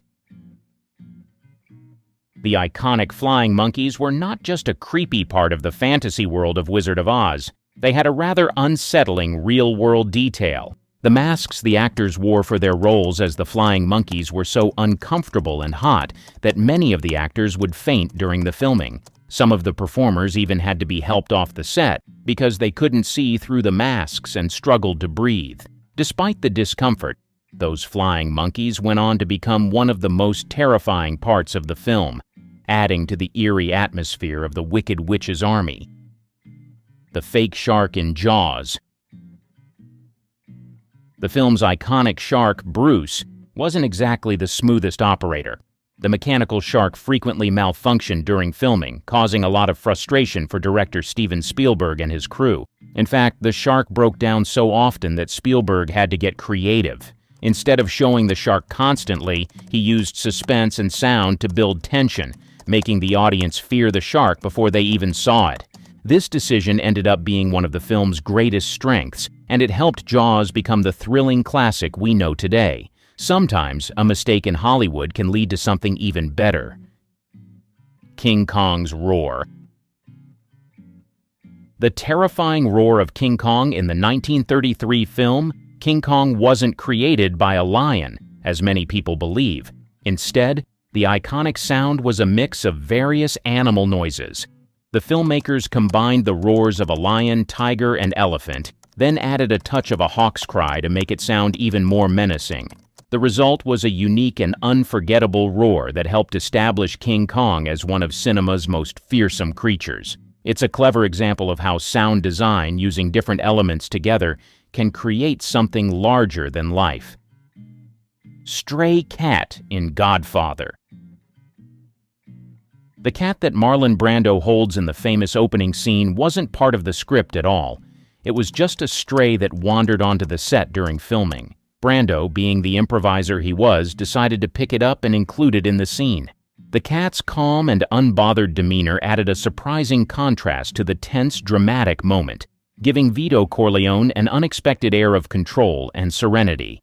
It's a great example of how spontaneity can enhance a scene, turning an unplanned moment into an iconic one. Titanic set in A Night to Remember. In the 1958 film A Night to Remember, which depicts the tragic sinking of the Titanic, the filmmakers used a real-life ocean liner to create the look of the ill-fated ship. The ship in question wasn't the Titanic, of course, but the RMS Caronia, a vessel that closely resembled the Titanic in both appearance and scale. The filmmakers even used real footage of the Caronia for several scenes, making the ship's portrayal in the film feel remarkably authentic. While the Caronia wasn't the Titanic, it still provided a sense of realism that added to the gravity of the story. The decision to incorporate real ship footage helped to enhance the film's impact, showing the grandeur of ocean liners from that era. It's a great example of how filmmakers from earlier decades used practical solutions to create stunning visuals and immerse audiences in the story, even before the age of CGI and modern special effects. Hidden message in Rear Window. If you take a close look at the windows of the building across from James Stewart's apartment in Rear Window, 1954, you'll notice something cool. There's a sign that says Hitchcock was here. It's a little hidden Easter egg, and it's one of Alfred Hitchcock's playful ways of leaving his mark on the film. Known for his love of cameos and subtle details, Hitchcock included this sneaky signature in the set as a fun, personal touch, and it's just one of those little things that makes watching his movies even more enjoyable for those who spot it. Cat in Breakfast at Tiffany's. Holly Golightly's cat in the movie doesn't have a name, which is actually kind of fitting for her character. Audrey Hepburn's character simply calls it Cat throughout the film. It's one of those little things that says a lot about who Holly is. She's this free-spirited, unpredictable woman who doesn't want to be tied down by anything, and that includes giving the cat a proper name. In a way, the nameless cat becomes a symbol of her own loneliness. Holly is always surrounded by people but is emotionally distant, much like the cat. It's a subtle yet powerful touch that helps us understand Holly's character even more, and over the years the cat has become just as iconic as Hepburn's own portrayal of the character. It's funny how such a small detail can leave such a lasting impression. Betty White in The Proposal. If you remember her cameo from The Proposal, you may be shocked to learn it wasn't something that was planned from the start. Originally, the role she plays wasn't even meant for her. The part was intended for a different actress, but after the filmmakers saw Betty White in another film, they realized she'd be perfect for the role. They quickly made the change, and it turned out to be a fantastic decision. Her performance in The Proposal ended up being one of her most memorable comedic moments in modern Hollywood. She brought her signature humor and charm, turning what could have been just a small role into one of the standout moments of the movie. It's a great example of how sometimes the right person for a role is found unexpectedly, and in Betty's case, it gave audiences another reason to fall in love with her legendary comedic timing. The Vertigo Dress.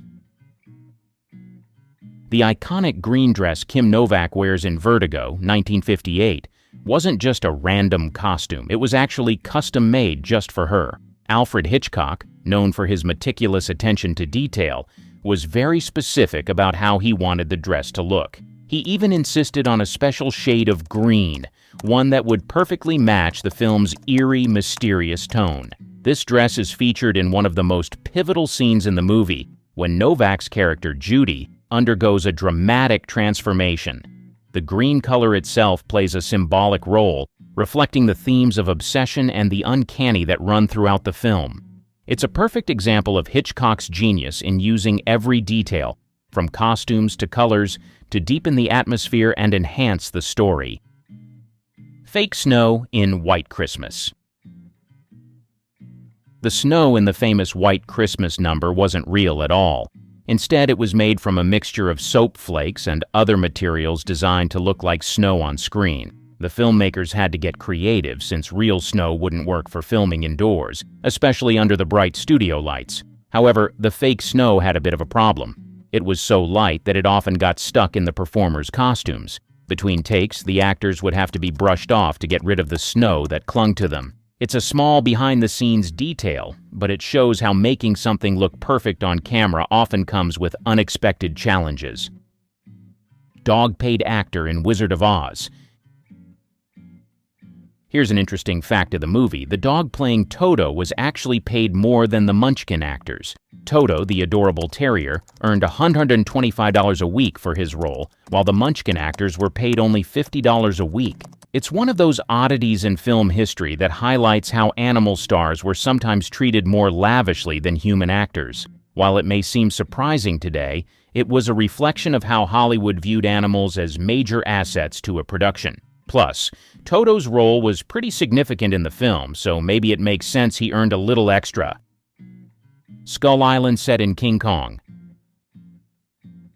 The lush, mysterious Skull Island in King Kong, 1933, might look like a real, exotic location, but in reality, it was just a set. The jungle scenes were filmed on a soundstage, complete with painted backdrops and carefully crafted sets designed to give the illusion of a vast, untamed island.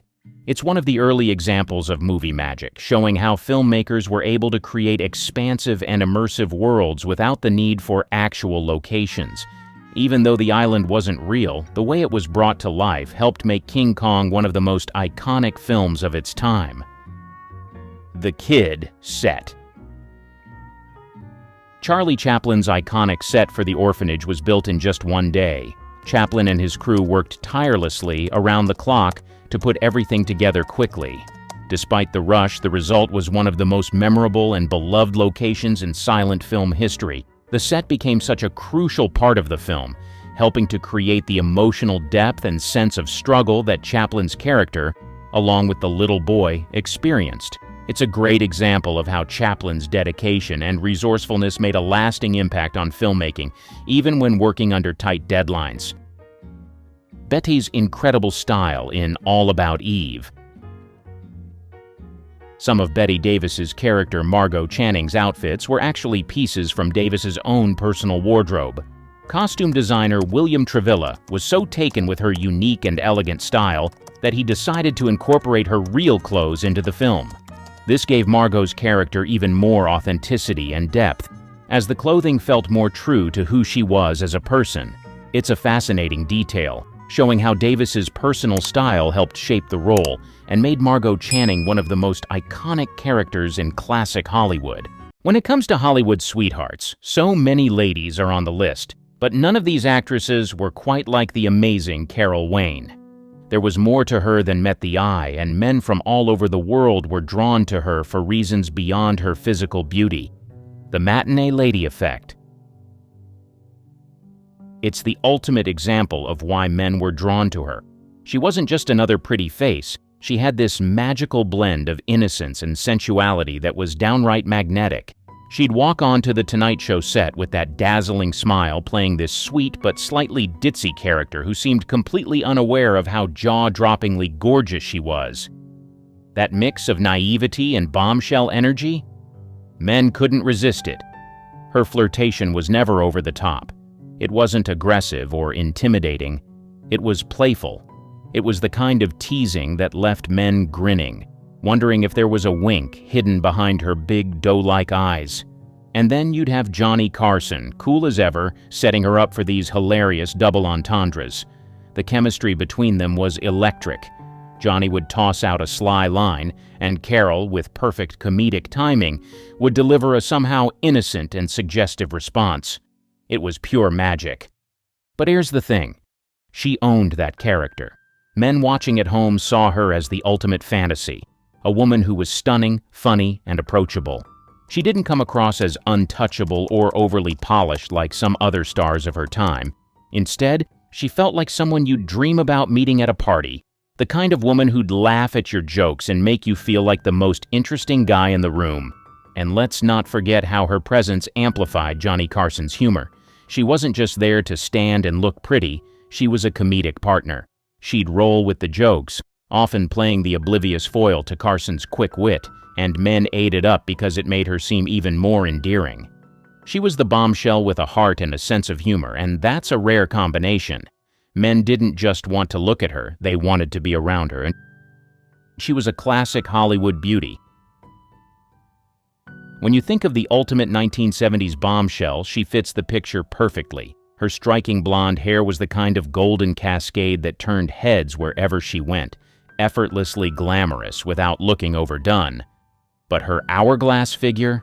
It was pure old Hollywood, the kind of silhouette men dreamed about and women admired. And then there was her smile, radiant and warm, with just the right amount of playfulness to make you feel like she had a secret she might share, but only with you. What set Carol apart from many other beauties of her time was how she embodied the idealized look of the era while still feeling relatable. She didn't have the icy, untouchable vibe of someone like Grace Kelly or the overpowering appeal of Raquel Welch. Carol was glamorous, yes, but in a way that felt down to earth. Her beauty wasn't intimidating. It was approachable. She looked like the kind of woman you could take to a fancy dinner and still joke around with afterward. Compared to her contemporaries, she struck a balance that was rare. Marilyn Monroe before her was all about mystery and seduction, while 1970s stars like Farrah Fawcett leaned more toward fresh-faced, sporty allure. Carol, on the other hand, seemed to exist in this perfect middle ground, effortlessly sexy, but never over the top. She carried herself with an ease that made men feel like they might actually have a chance with her, even if she was light years out of their league. Her look was so iconic because it wasn't just about her features, it was about her presence. When she walked into a room or appeared on screen, she didn't just attract attention, she held it. That mix of timeless beauty and an inviting charm was exactly what made Carol Wayne stand out and why she remains such a memorable figure from that golden era of television. Her magnetic personality. Her warm and friendly personality made her truly unforgettable. People who worked with her often described her as kind, approachable, and genuinely down-to-earth qualities that set her apart in the often cutthroat world of Hollywood.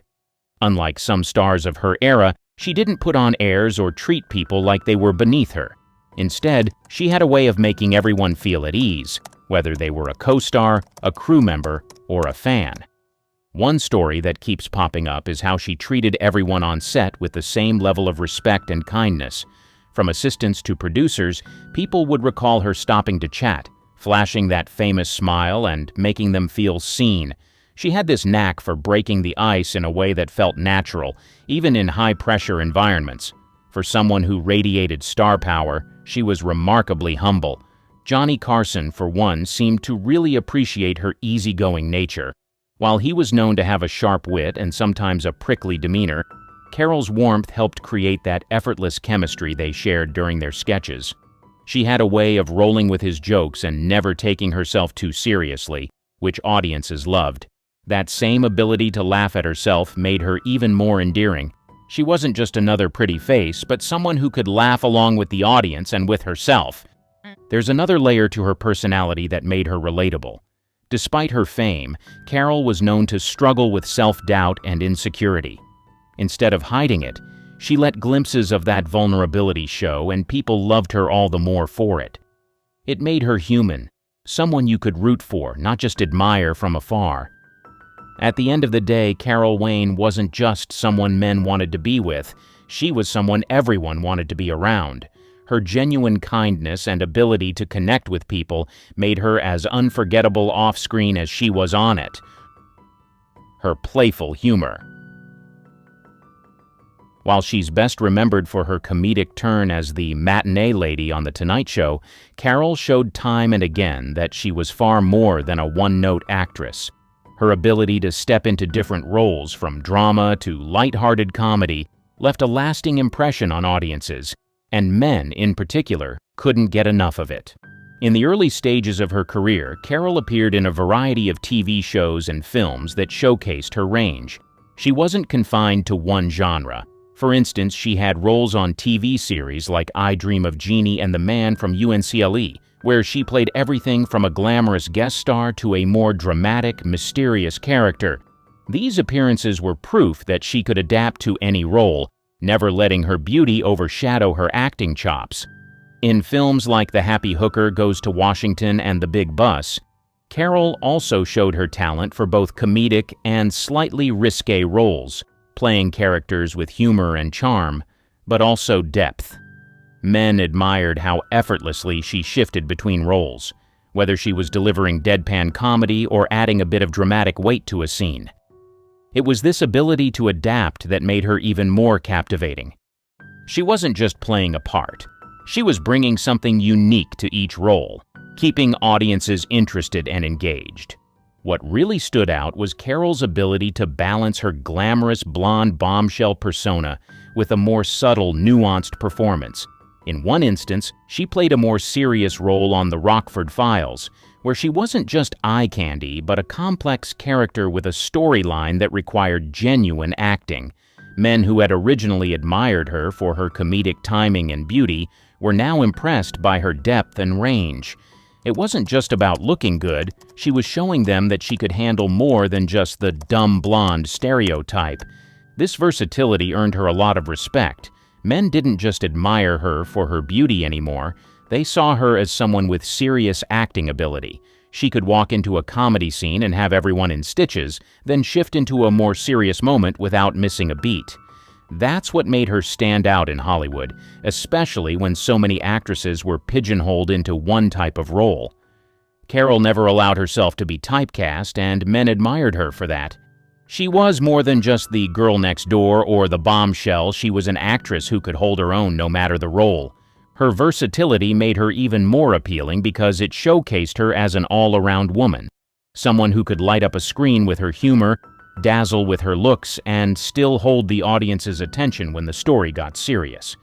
This rare combination is exactly why men admired Carol so much. She wasn't just a fleeting star. She was a true talent who could thrive in any role, and that kept her interesting long after the screen went dark. Her real vulnerability. Men were drawn to this aspect of her personality because it gave her an authenticity that made her feel real, like someone you could connect with on a deeper level. Behind her dazzling smile and glamorous image, Carol struggled with self-doubt and insecurity, something she often kept hidden from the public eye. Those who knew her best, though, recognized that she was not immune to the pressures that came with being a public figure in Hollywood. She sometimes questioned her looks, her worth, and her abilities, which, ironically, made her even more endearing. She wasn't perfect, and she didn't pretend to be. She showed a side of herself that was unguarded, and that's what made her more approachable and human in the eyes of men. What really made this vulnerability stand out was how she balanced it with the image of the glamorous star. When Carol stepped onto a stage or appeared on a talk show, it was clear she had a command of the room, but behind that public persona was a woman who longed for reassurance, just like anyone else. That contrast between the poised, on-screen bombshell and the more uncertain woman off-camera made her even more appealing. It was as though she wasn't trying to live up to an unattainable ideal. Instead, she allowed herself to be real, and that authenticity was something men appreciated. Men found this vulnerability refreshing because it's rare to see a woman in Hollywood, especially one as beautiful and glamorous as Carol, who didn't constantly project a sense of invincibility. Instead of hiding her flaws, Carol allowed them to be seen. It was this self-awareness, this ability to acknowledge her insecurities, that made her feel more grounded, more like someone you could actually get to know and understand. And yet, despite her vulnerability, she still commanded attention, and men found that balance irresistible. There's something deeply attractive about someone who is secure enough to embrace their imperfections. Carol's ability to show a softer, more introspective side while still radiating warmth and beauty is what made her so magnetic. She wasn't just a star, she was a person with depth, someone you could relate to beyond her on-screen roles. This vulnerability wasn't always visible in her work, but it shone through in the little moments. The way she interacted with her co-stars, her willingness to share a laugh at her own expense, or the times when she let her guard down just enough to reveal that she wasn't perfect. It made men admire her more because she wasn't just a fantasy or a flawless figure. She was someone who had her struggles, just like anyone else, and that made her more real and more lovable. Her captivating eyes. Carol Wayne's eyes were, without a doubt, one of her most captivating features, and they played a huge role in why men were so drawn to her. They were extremely beautiful, and had an incredible depth that could convey multiple emotions at once. In every scene, her big, expressive eyes spoke volumes, often saying more than words ever could. Whether she was in a comedic skit, a dramatic role, or just being herself on talk shows, those eyes became a window into her soul, making her instantly magnetic to anyone who watched. Her eyes had this perfect combination of innocence, mischief, and allure. They could look wide and innocent, like a sweet girl next door, and then, in the next moment, flicker with a hint of mischief or flirtation, making it clear that there was more to her than met the eye. In comedy sketches, her eyes were often used to her advantage.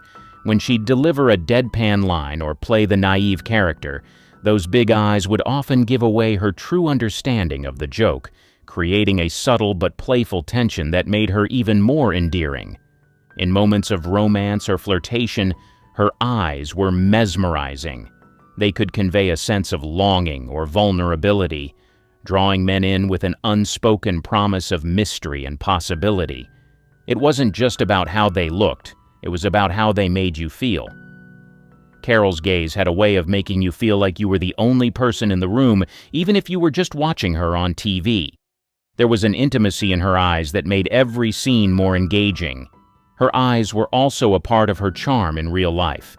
When you hear people talk about Carol Wayne off-screen, many mention how her eyes would light up when she smiled or how they could convey warmth and kindness in an instant. Men admired how those eyes seemed to reflect her personality, genuine, approachable, but also undeniably captivating. What made Carol's eyes stand out even more was how they contrasted with the glamour and the polish of Hollywood at the time. While many actresses were made up to perfection, Carol's eyes told a different story. They were natural, full of life, and full of expression. They gave her an authenticity that set her apart from the typical Hollywood look. It wasn't just her beauty that men were drawn to.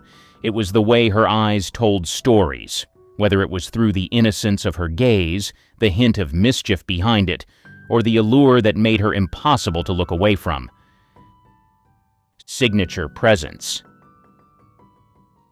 There was something about the way she carried herself that commanded attention without needing to be the loudest or the most in-your-face person in the room. Whether she was on The Tonight Show next to Johnny Carson or in any scene, Carol had this quiet but powerful magnetism that made her stand out instantly. It was a rare quality, one that didn't rely on constant chatter or over-the-top gestures.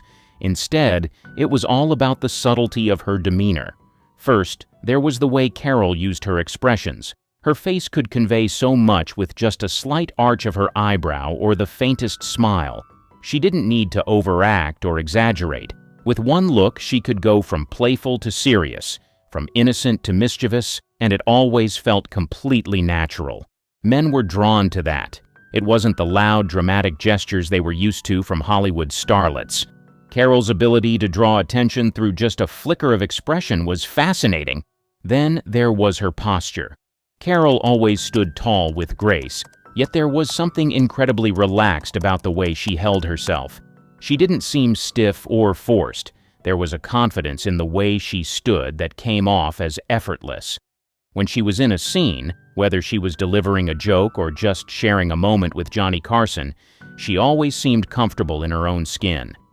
Her confidence didn't scream for attention, it simply was. Men admired that kind of natural, unshakable presence. She didn't have to prove anything. She simply existed, and that drew people in. Even when she was standing next to someone like Johnny Carson with his larger-than-life personality, Carol's presence was undeniable. She didn't need to be the center of attention to steal the scene. Just her standing there with her charm and grace made her magnetic. When she flashed a smile or tilted her head slightly, it was as if the whole room focused on her. She had this ability to make even the most mundane moments feel electric, simply because she was in the room. Men were drawn to this signature presence because it was different from what they saw in most Hollywood actresses of the time. While many were loud, flashy, or trying hard to be noticed, Carol had an ease about her that made you want to pay attention. It was as if she knew exactly how much to give, never too little but never overdone. She could be quiet yet commanding, subtle but striking, and that was part of what made her so unforgettable. Whether she was cracking a joke with Johnny or simply sitting in the background, Carol Wayne had a way of making every moment feel special just because she was there. Her quiet confidence.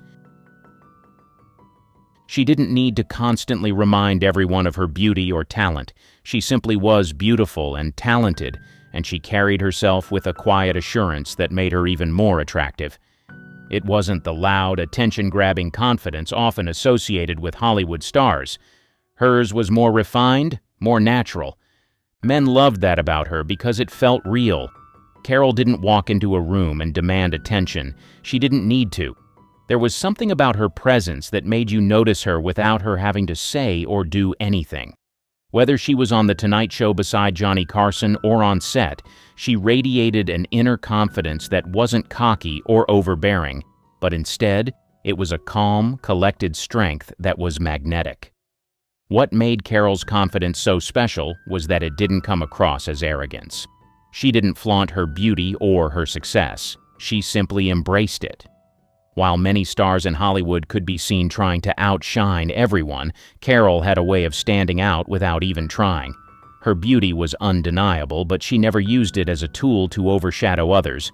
There was an ease in the way she moved through the world, whether she was making a joke, sharing a moment with a co-star, or just sitting in the background. Men admired that effortless self-assurance because it felt grounded and authentic. It made her approachable rather than intimidating. Her confidence also made her incredibly charismatic. When she spoke, you listened, not because she demanded attention, but because there was something magnetic in her demeanor. She knew who she was and didn't feel the need to prove herself to anyone. It was a trait that made her even more appealing to men because it signaled that she wasn't just a pretty face. She had substance and an inner strength that didn't need to be broadcasted. It was the kind of confidence that made Carol feel like someone you could actually connect with, someone who was both strong and relatable at the same time. Men found that balance irresistible. Her ability to shine without overshadowing others, her self-assurance without arrogance. It was this quiet confidence that made Carol Wayne an unforgettable figure. Soft and compassionate. By every stretch of the imagination, she was someone who genuinely cared about others, and it showed in everything she did. Those who worked with her consistently spoke about how kind, thoughtful, and generous she was, both on and off the screen. This warmth made her someone you wanted to be around, someone you could talk to easily without the usual walls that come with fame. One of the things that stood out most about Carol was her ability to make people feel comfortable. Whether it was a fellow actor, a crew member, or even someone she met briefly, she had this way of making them feel seen and heard. She wasn't just nodding along to a conversation, she was fully present. That kind of attention to detail, the ability to make people feel important in an often fast-paced, impersonal industry, was something rare. Men especially were drawn to that. In a world full of superficial interactions, Carol's ability to be genuinely kind and compassionate was incredibly appealing. It was a reminder that beauty and fame don't need to overshadow who you are as a person. Carol's compassion wasn't just about being friendly, it was about her generosity of spirit. There are several stories of how she would go out of her way to help others, whether it was offering support to a colleague who was going through a tough time or just being a sounding board for someone in need. She didn't expect anything in return. She just had a natural instinct to care for the people around her. Men loved that quality because it showed depth. It was easy to admire someone for their looks, but it was the kindness behind those looks that made her unforgettable. She also had a softness in her approach to humor. While many actresses could be sharp or harsh in their delivery, Carol had a gentler way of getting laughs. Her comedic timing was flawless, but there was always an underlying sweetness in her performances. She didn't need to be biting or sarcastic to be funny. Her humor came from a place of warmth. That made her more relatable and human, which men found incredibly attractive. When Helen Mirren first started her career, one could tell that she may have potential to be a star and icon in Hollywood. Please welcome to the stage Dame Helen Mirren. But as soon as she plunged in, Helen silenced all doubters, not just to her talent, but her amazing range and flexibility when it comes to the roles she took on. Some of them proud and authoritative, and others just plain shocking. Beatty in Hussy, No doubt, Helen Mirren has incredible versatility. At the start of her career, her portrayal of Beatty in the 1980 film Hussy stands as a fascinating testament to her acting prowess. After earlier notable performances in the 1976 film adaptation of Hamlet and the controversial Caligula in 1979, Mirren took on a character that would further solidify her status as a captivating screen presence. Set against the backdrop of a high-class London cabaret, Mirren's character, Beatty, makes a living as a prostitute, a profession that adds layers of complexity to her role. Her on-screen chemistry with John Shea, who plays Emery, her technician boyfriend, creates an intriguing dynamic. The tension that arises due to Beatty's profession adds depth to the narrative, giving viewers a glimpse into the complexities of their relationship. While Hussy might not be hailed as a cinematic masterpiece, it's Mirren's performance that elevates it beyond its shortcomings. Her portrayal of Beatty is nothing short of captivating, and she breathes life into the character with a smoldering intensity. The enigmatic allure she exudes not only draws in the characters within the film, but also ensnares the audience in its magnetic pull. Critics and fans alike were entranced by Mirren's portrayal in Hussy. Her ability to convey a wide range of emotions from vulnerability to strength was lauded by many. Critics also recognized that her presence transcended the limitations of the film's plot, making it a memorable experience. Mirren's future Oscar-winning performances were foreshadowed in this role, as her talent shone brilliantly even in a film that might have otherwise gone unnoticed. In Hussy, Mirren's Beatty is a character who defies expectations and challenges stereotypes. Her performance tells of her ability to transform even the most unconventional roles into memorable cinematic moments. Beatty's smoldering look and Mirren's remarkable acting skill create a character that leaves an indelible mark on the audience's memory. Now, admittedly, Hussy, as a movie, was sort of a hit and miss, but many of the earlier viewers believe that Helen Mirren's portrayal of Beatty is undoubtedly one of the film's redeeming qualities. She was loved for her ability to immerse herself in the character and convey its complexities while also being creative and improvising where necessary. Beatty's presence in the film brought to life by Mirren adds depth and intrigue, making Hussy a noteworthy entry in Helen Mirren's impressive filmography. This role was just one of many in her career that showcased her ability to surprise and captivate audiences, foreshadowing the many accolades that would later come her way. Tanya Kerbook in 2010.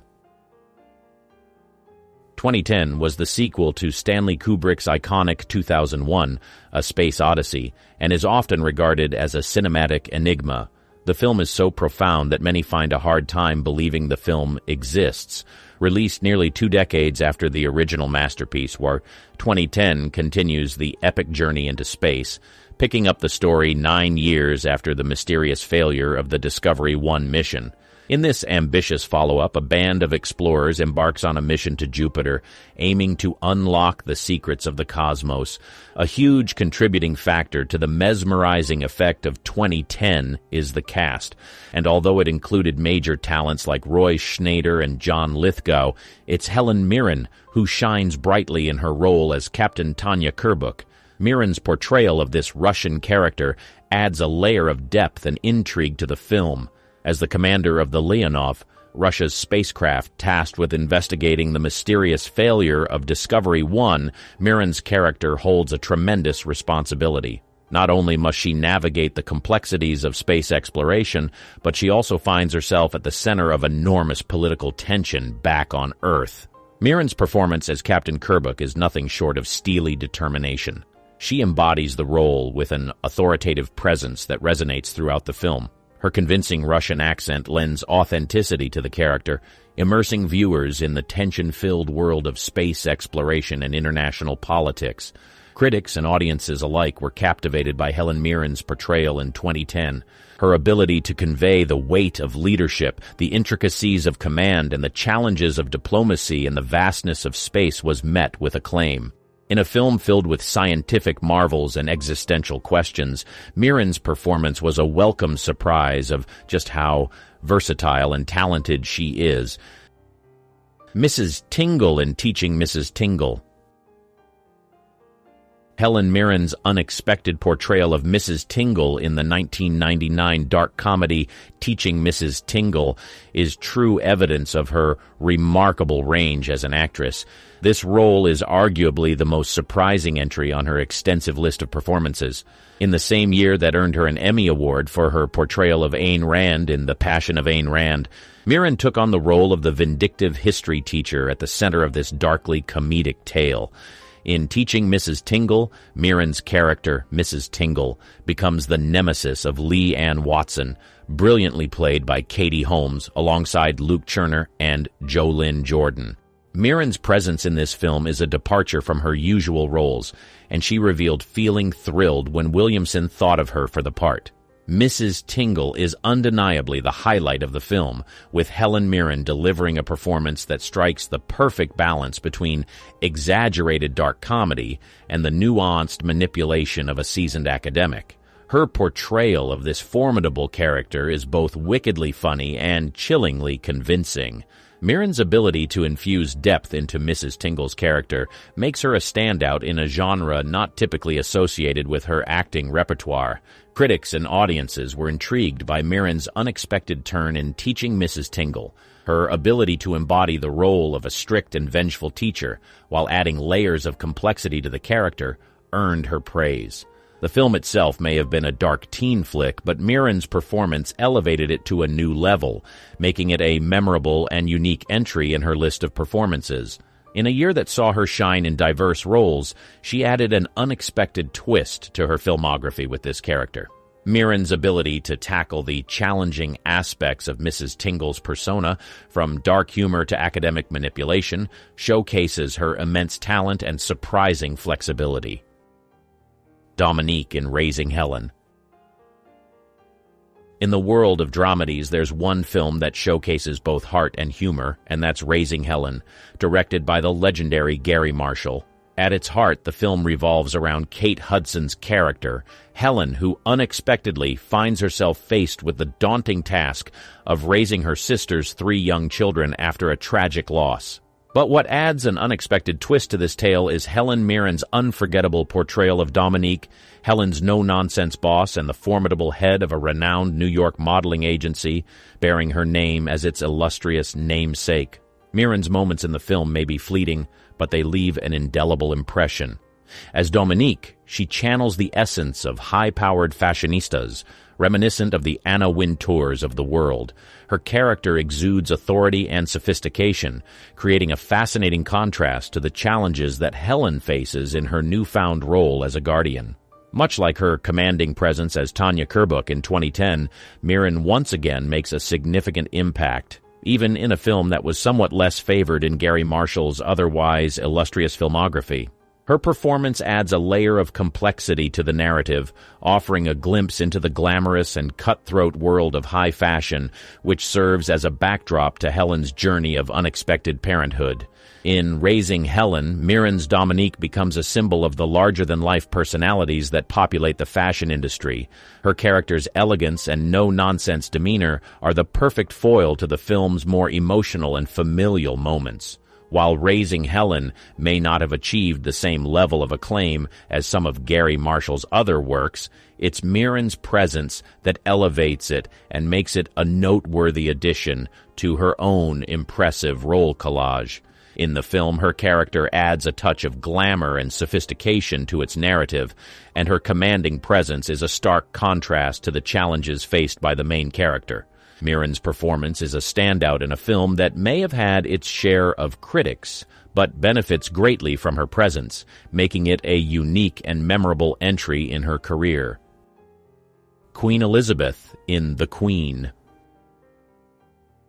Perhaps one of the greatest performances by Helen Mirren is her captivating portrayal of Queen Elizabeth in the film The Queen. This role no doubt stands as a testament to Mirren's extraordinary talent, earning her both critical acclaim and an Academy Award. In The Queen, directed by Stephen Frears and released in 2006, the narrative unfolds against the backdrop of a pivotal moment in British history. The film centers on the aftermath of Princess Diana's tragic death in 1997, a moment that shook the world and sent ripples through the British monarchy. Amidst this emotional maelstrom, Helen Mirren steps into the regal shoes of Queen Elizabeth II, and it is nothing short of a cinematic triumph. Mirren's embodiment of Queen Elizabeth II is nothing short of mesmerizing. From her poised demeanor to her impeccable delivery of the Queen's nuanced emotions, Mirren brings this iconic monarch to life in a way that is both authentic and captivating. She captures the essence of a woman who has spent her entire life in the public eye, a figurehead of stoicism and duty, but who also grapples with her personal feelings and the shifting tides of public opinion. One of the film's most compelling aspects is the exploration of Queen Elizabeth II's response to Princess Diana's death. Mirren masterfully conveys the Queen's initial reluctance to address the public's outpouring of grief and her eventual realization of the need for a more compassionate response. The transformation is a testament to Mirren's ability to portray a character's growth and evolution on screen. Critics and audiences were unanimous in their praise for Helen Mirren's portrayal of Queen Elizabeth II. Her performance transcends mere impersonation. It's a deeply empathetic and nuanced depiction of a complex historical figure. Mirren's ability to humanize the Queen while maintaining her regal stature is a testament to her acting prowess. In the end, the role not only earned her an Academy Award for Best Actress, but also solidified her status as one of the most revered actresses of her generation. Her portrayal of Queen Elizabeth II is a captivating blend of artistry and authenticity, making it one of the standout moments in her illustrious career. Victoria Winslow in Red. In the midst of this high-octane action, Helen Mirren steps into the shoes of Victoria Winslow, Frank's former wet-work agent, and a character that showcases her versatility in a way few could have predicted. Mirren's portrayal of Victoria Winslow is nothing short of fantastic. With a backdrop of gunfire and espionage, she brings a level of sophistication and wit that adds depth to the ensemble. Her ability to seamlessly transition from roles in historical dramas to high-stakes action flicks is a testament to her extraordinary range as an actress. In fact, Helen Mirren's role in Red was so well received that she eagerly campaigned to reprise it 7 years later in Red 2. Her return to the franchise was met with enthusiasm from fans who couldn't get enough of her in the high-octane world of retired CIA operatives. The success of Red even prompted discussions about a third installment in the series, back in 2013. The fact that such discussions were even on the table is a testament to the enduring appeal of Helen Mirren in these action-packed popcorn flicks. By every ramification, the Red series stands as a testament to the unexpected joys of cinema. Who would have thought that a retired, extremely dangerous crew comprising Hollywood icons would become a box office sensation? Yet it did, and much of that success is owed to Helen Mirren's captivating portrayal of Victoria Winslow.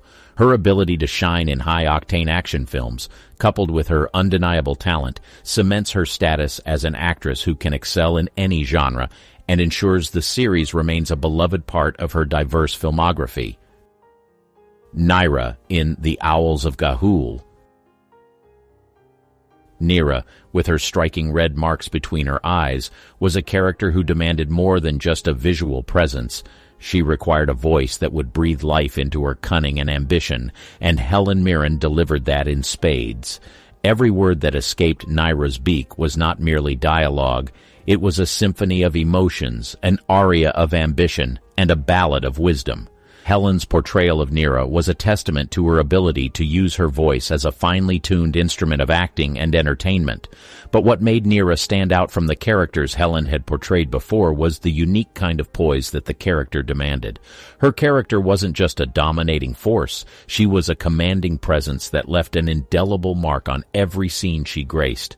Helen's portrayal of Nyra was not about physicality or grand gestures. It was about the subtle nuances of her voice, the way she could convey power, cunning, and complexity through the medium of animation. Now let's talk about how the producers knew they had found the perfect fit in Helen Mirren for the role of Nyra. You see, casting Nyra wasn't just about finding a famous name. It was about finding an actor who could capture the essence of this enigmatic character.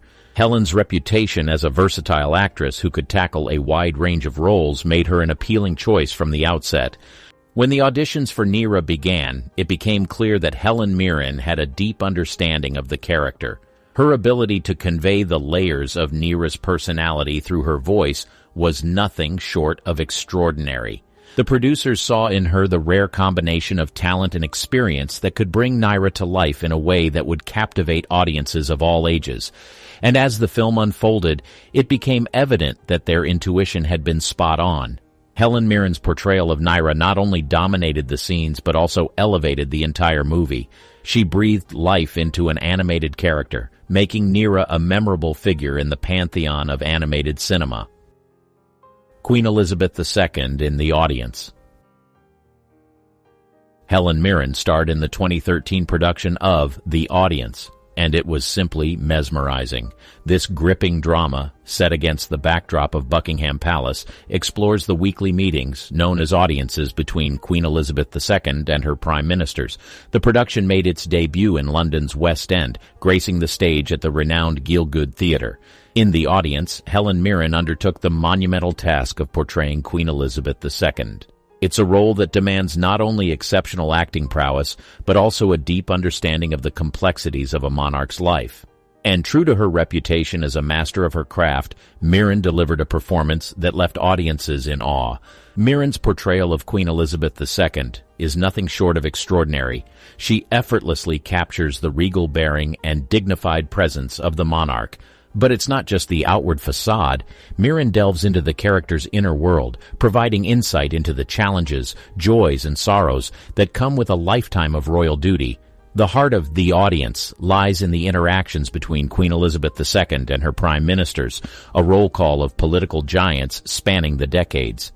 Mirren's ability to seamlessly transition between the different eras of her reign is a testament to her versatility as an actress. Whether she's engaging in witty banter with Winston Churchill or navigating the complexities of her relationship with Margaret Thatcher, Mirren's performance is a masterclass in character portrayal. The Audience garnered critical acclaim, with reviewers and audiences alike hailing Helen Mirren's performance as Queen Elizabeth II. Her ability to convey the weight of history, the challenges of leadership, and the personal moments that define a monarch's life is truly remarkable. It's a role that demands depth and nuance, and Mirren delivers on all fronts. In the end, Mirren's performance is a captivating journey into the world of a monarch who has witnessed decades of political change and personal growth. It's a role that showcases her versatility and cements her status as one of the greatest actresses of our time, both on the stage and on the screen. Dean Abigail in Monsters University. Despite being an animation, in the whimsical world of Pixar, where monsters under the bed become the stars of the show, the legendary Helen Mirren joined the cast, lending her formidable talents to the animated realm. Mirren took on the role of Dean Abigail Hardscrabble, a character that would send shivers down the spines of both the animated student body and the audience. As Dean Hardscrabble, Mirren embodied the essence of intimidation. She portrayed the chair of the university's esteemed Scarer program, a position that demanded respect and inspired fear in equal measure. With her dragon-like appearance and a presence that could send chills down your spine, Mirren's character was every bit as legendary as the university's reputation. What added a layer of intrigue to Dean Hardscrabble was her impressive backstory. She held the all-time scream record, a feat that only added to the aura of awe and dread surrounding her character. Mirren's performance made it all too easy to believe that this character had earned her place in the Monster Hall of Fame. One of the remarkable aspects of Monsters University was its ability to appeal to both children and adults in the audience. Mirren herself praised the film for its wide-ranging appeal. Her portrayal of Dean Hardscrabble added a touch of sophistication and gravitas to the animated world, proving that even in a realm of colorful monsters and playful antics, there's room for a character who really knows her business. Her involvement in Pixar's Monsters University was a delightful addition to her diverse repertoire. It showcased her ability to captivate audiences of all ages, even in the realm of animation, as well as adding a depth and a touch of gravitas to a character that would have been right at home in a monster's nightmare. It's a testament to her versatility as an actress, proving once again that Helen Mirren can shine in any role, no matter how unexpected or fantastical. Queenie Shaw in The Fate of the Furious. The Fast and Furious franchise. In the 8th installment of this iconic franchise, The Fate of the Furious, a new character roared onto the scene, and she was none other than the indomitable Helen Mirren, poised to leave her mark on the adrenaline-pumping saga. Picture the Shaw family, notorious for their intimidating presence, with Jason Statham and Luke Evans at the helm. Now imagine someone even more formidable, and you've got Helen Mirren, a vision of fierceness draped head to toe in cheetah print. Her entrance into the Fast and Furious universe was nothing short of electrifying. The story of how Mirren joined this high-octane ensemble is as intriguing as the franchise itself. It all began at a party where franchise lead Vin Diesel found himself face-to-face with the legendary actress. In a moment that would change the course of the film, Mirren expressed her desire to be a part of this action-packed world. The script for the next installment was already greenlit, but Diesel, ever the orchestrator of epic moments, decided to pull some strings. "She got written in," he declared with a grin, ensuring that Mirren's formidable presence would grace the franchise. While her role in Fast and Furious may have been brief, Helen Mirren made sure her impact was anything but. As the matriarch of the Shaw family, she exuded a level of authority and power that sent shockwaves through the film. Her character was a force to be reckoned with, and Mirren's portrayal left audiences in awe. In the midst of high-speed chases, explosive action, and gravity-defying stunts, Helen Mirren added a touch of class and gravitas to the Fast and Furious universe. Her cameo was a reminder that in this world of muscle cars and adrenaline rushes, there's always room for an acting legend to make her formidable presence known. Helen Mirren's appearance in the 8th installment of the Fast and Furious franchise was a moment of cinematic magic. Her journey from a chance encounter at a party to becoming an integral part of this adrenaline-fueled saga is a testament to the allure of the franchise. Mirren's role, however brief, left an indelible mark, proving once again that in the world of Fast and Furious, unexpected surprises are part of the thrilling package. Click this video to watch the sad death of another epic personality in Hollywood, Donna Douglas. One thing is true, the stars of the Golden Age knew how to have a good time. They were known for hosting some of the most famous parties of the era, with some of the top people in society in attendance. You could be sure to see all kinds of things at such parties, from overflowing booze to vices. While all of these are normal at parties, some of these Golden Age parties went too far and even made it into the news because of how scandalous they were. From the rumored orgies at Jane Mansfield's mansion to Fatty Arbuckle's deadly party, these 10 scandalous parties that took place in the Golden Age still shock people to this day. The Roaring Twenties Party.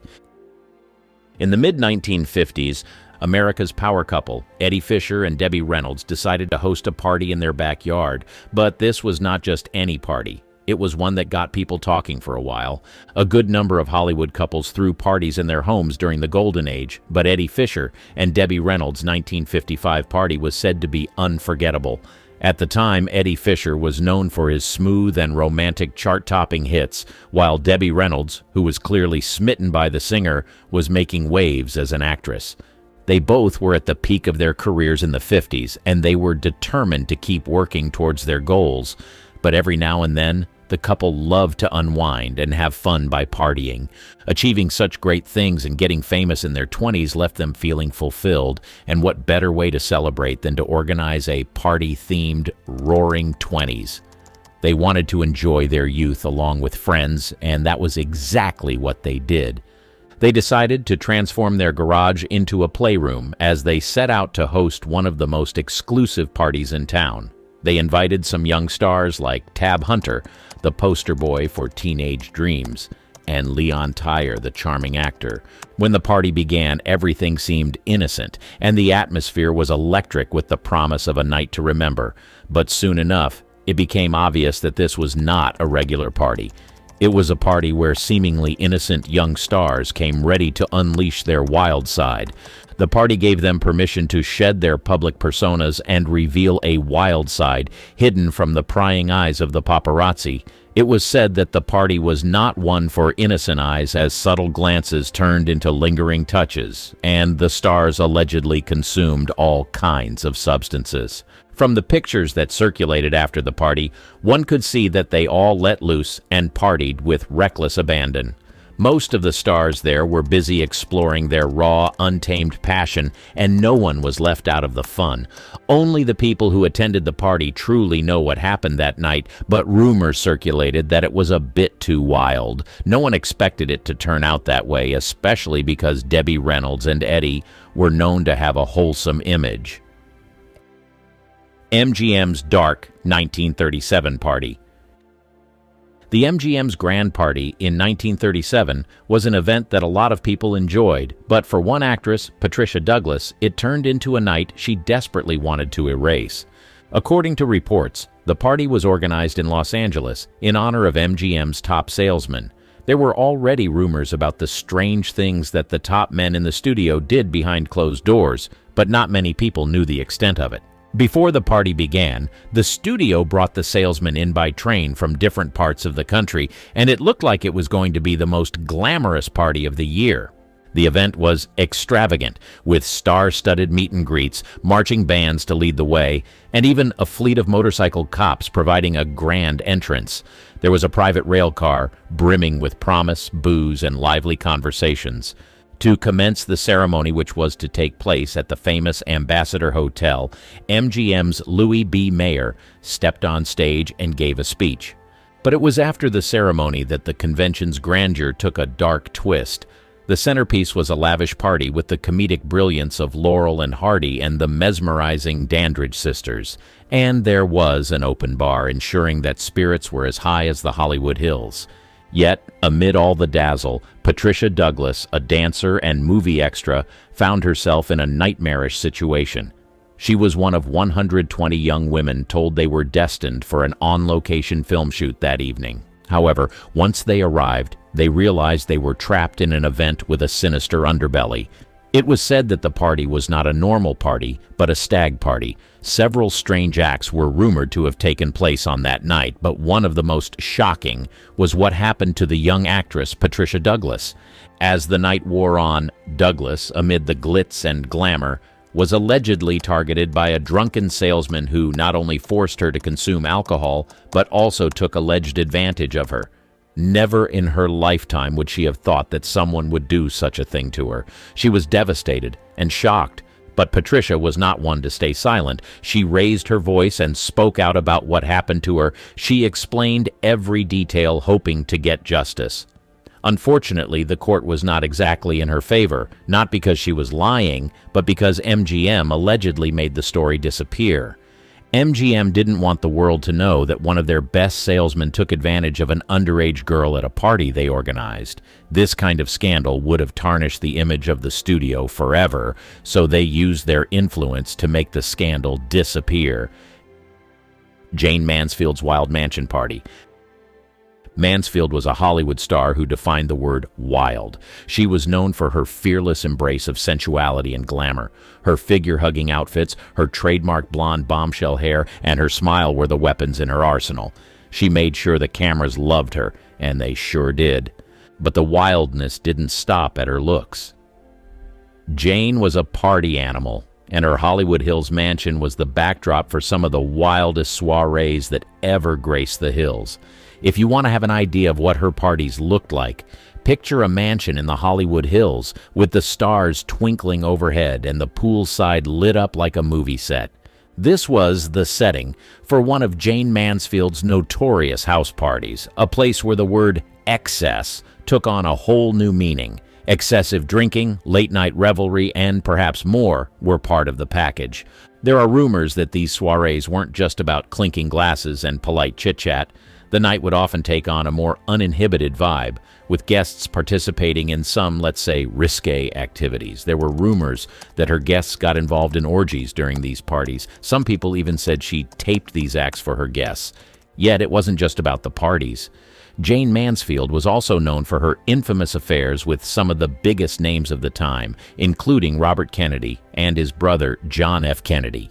And it's safe to say that both Kennedys seemed to have a thing for the blonde bombshell. What happened behind the closed doors of Jane Mansfield's house remains veiled in the allure of an era when stars lived larger than life. The Las Vegas Wild Party. Although the stars of old Hollywood partied a lot, these parties were mostly private and exclusive. Most times, only the stars in attendance witnessed firsthand what really happened in these parties. However, some of these parties made it to the tabloids because of the rumors that circulated about them.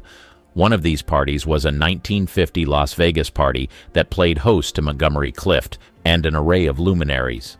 On this particular night, a lavish party was about to unfold within the hallowed walls of a nightclub. The club was said to have imported several Hollywood stars for the party, which started off as a banquet. As the clock struck midnight, a parade of Hollywood's most illustrious names descended upon the club. Among the stars, the charismatic Desi Arnaz, the enchanting Lucille Ball, and the alluring Marlene Dietrich took center stage. The party started with a fancy dinner, but as the hours ticked by, things got wild. Photographs captured by the flashbulbs of the era's paparazzi showed a glimpse of the spectacle unfolding behind the club's closed doors. Rows of champagne glasses glistened in the dimly lit room, and laughter and chatter filled the air. But it was what remained hidden from those photos that ignited the most scandalous rumors. While it looked like the party was a casual get-together, these Hollywood stars wanted to do more than just meeting and sipping champagne. They wanted to let loose and do things that they would never be caught doing in public. Behind the scenes, there was a lot going on. Rumors started to spread about this party. People said there was lots of drinking and even some drug use. Even the stars that were known to be reserved and laid back unleashed another side. The club made room for these Hollywood stars to do whatever they wanted. There were no restrictions, but they did all these with the understanding that whatever happens in Vegas stays in Vegas. From every indication, the party turned into something wilder than anyone expected. The stars, known for their perfect public images, took off their masks, let loose, and did things that were a bit scandalous. Errol Flynn's weird parties.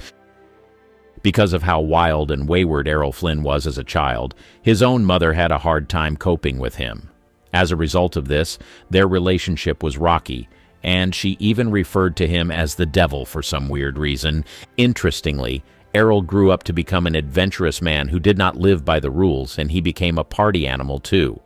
While his career was thriving, the actor was hosting all kinds of parties in his mansion, and most of these parties were scandalous. Almost every week, he came together with the likes of Clark Gable, David Niven, and Olivia de Havilland to party. It was alleged that some of these stars even enjoyed watching the wild animals at the back of Flynn's house. It was said that his mansion was a sprawling Spanish-style abode with hidden alcoves and secret passageways. It's the perfect setting for a night of revelry. Now it's said that the drinks flowed freely at Flynn's parties, and it wasn't just your run-of-the-mill cocktails. We're talking about top-shelf liquor and champagne that never seemed to run out. The laughter and the clinking of glasses were only rivaled by the sound of jazz music filling the air. As the night went on, the parties took on a life of their own. Flynn, known for his charm and charisma, was at the center of it all, regaling guests with stories of his adventures. But it wasn't just about conversation. His parties were rumored to have been wild, with guests dancing with abandon and whispers of romantic escapades in hidden corners of the mansion. But it was said that most of the guests who attended his parties preferred not to talk about what happened behind closed doors. It was almost like he turned his house into a place where his co-stars came and did wild things they wouldn't dare to do on camera.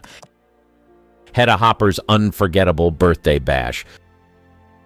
You've probably heard of some wild Hollywood parties, but this one was next level. Hedda Hopper was a prominent American gossip columnist and actress known for her influential role in the world of Hollywood journalism. The star-studded guest list read the likes of Judy Garland and Clark Gable, two icons in their own right, walking through the door. You can imagine the paparazzi bulbs popping like crazy, capturing every moment of what was shaping up to be a legendary night. The setting was as lavish as they come. We're talking about decorations that could rival the grandeur of a blockbuster film set. The champagne was excess, and there was an air of decadence hanging heavy in the room. However, the party wasn't just about mingling and sipping bubbly. It was rumored that the drinks were more than just cocktails. They were a one-way ticket to the wildest stories you'd ever hear. The excessive drinking was almost a given, and the night seemed to unravel into one for the Hollywood history books. The details of what exactly went down have been hushed over the years, reminding us that sometimes what happens in Hollywood stays tantalizingly behind closed doors. Joan Crawford's 1951 party. Let's step back in time to 1951 when the glamour of Hollywood was in full swing. A party to remember was in the works, and the star of the show, none other than Joan Crawford herself. The party took place at Stork Club, New York, but it was not your regular party. The Stork Club in Hollywood is a name that resonates with late-night revelry and the kind of extravagance that only old Hollywood could conjure. This was the place where Frank Sinatra crooned, Marilyn Monroe dazzled, and Humphrey Bogart owned the night. But that fateful night, Joan Crawford was the star of the night. Joan Crawford was known for being one of the most prominent and versatile actresses in the golden age of Hollywood. She was celebrated for her remarkable career, spanning several decades, and was renowned for her roles in films like Mildred Pierce, Possessed, and The Woman. The actress was also said to be a free spirit. When it came to partying, she did whatever she pleased. So on that starry night, Joan Crawford arrived at the Stork Club in grand style, ready to let loose and paint the town red. Rumor had it that the party took a wild turn. The party may have looked like an innocent gathering on the surface, but it was nothing close to innocent behind closed doors. After the party, photographs from the party began to circulate like wildfire and showcased Joan, the epitome of Hollywood elegance, letting her hair down, indulging in vices, and having the time of her life. It was a party where some glamorous stars had their moments of wild abandon. Sophia Loren's Los Angeles party. It was the year 1957, and Sophia Loren was throwing a party that was about to go down in Hollywood's history. If you've ever seen that iconic snapshot of Sophia eyeing Jane Mansfield's daring cleavage, well, that's just a sneak peek of what was in store that fateful night. The Paramount Pictures lot was buzzing with anticipation, all for the lady of the hour, Sophia Loren. You see, this wasn't your average soiree. This was an ode to glamour, star power, and a touch of wildness. Hollywood bombshells and the creme de la creme of Tinseltown's leading men were in attendance. The guest list read like a Hollywood Walk of Fame. But it wasn't just the people in attendance that caught people's attention. It was the things that they indulged in. If there was a queen of wild parties, it would be her. And guess what? She was there, right by Sophia's side. You just knew this night was about to take a walk on the wild side. The pictures from the party showed that Jane Mansfield had let go completely and was ready to have a good time. Behind those closed doors, things were heating up. People indulged in vices, puffing on cigarettes and sipping cocktails like there was no tomorrow. The air was thick with laughter, secrets, and that unmistakable Hollywood magic. People whispered about clandestine affairs, hidden rendezvous, and wild antics that made this party legendary. The truth is, it played out just like any other wild Hollywood soiree. Excess, indulgence, and stories to tell for years to come. Sophia Loren's 1957 party was a night to remember, or maybe one to forget, depending on how much you indulged. The Wild Garden of Allah party.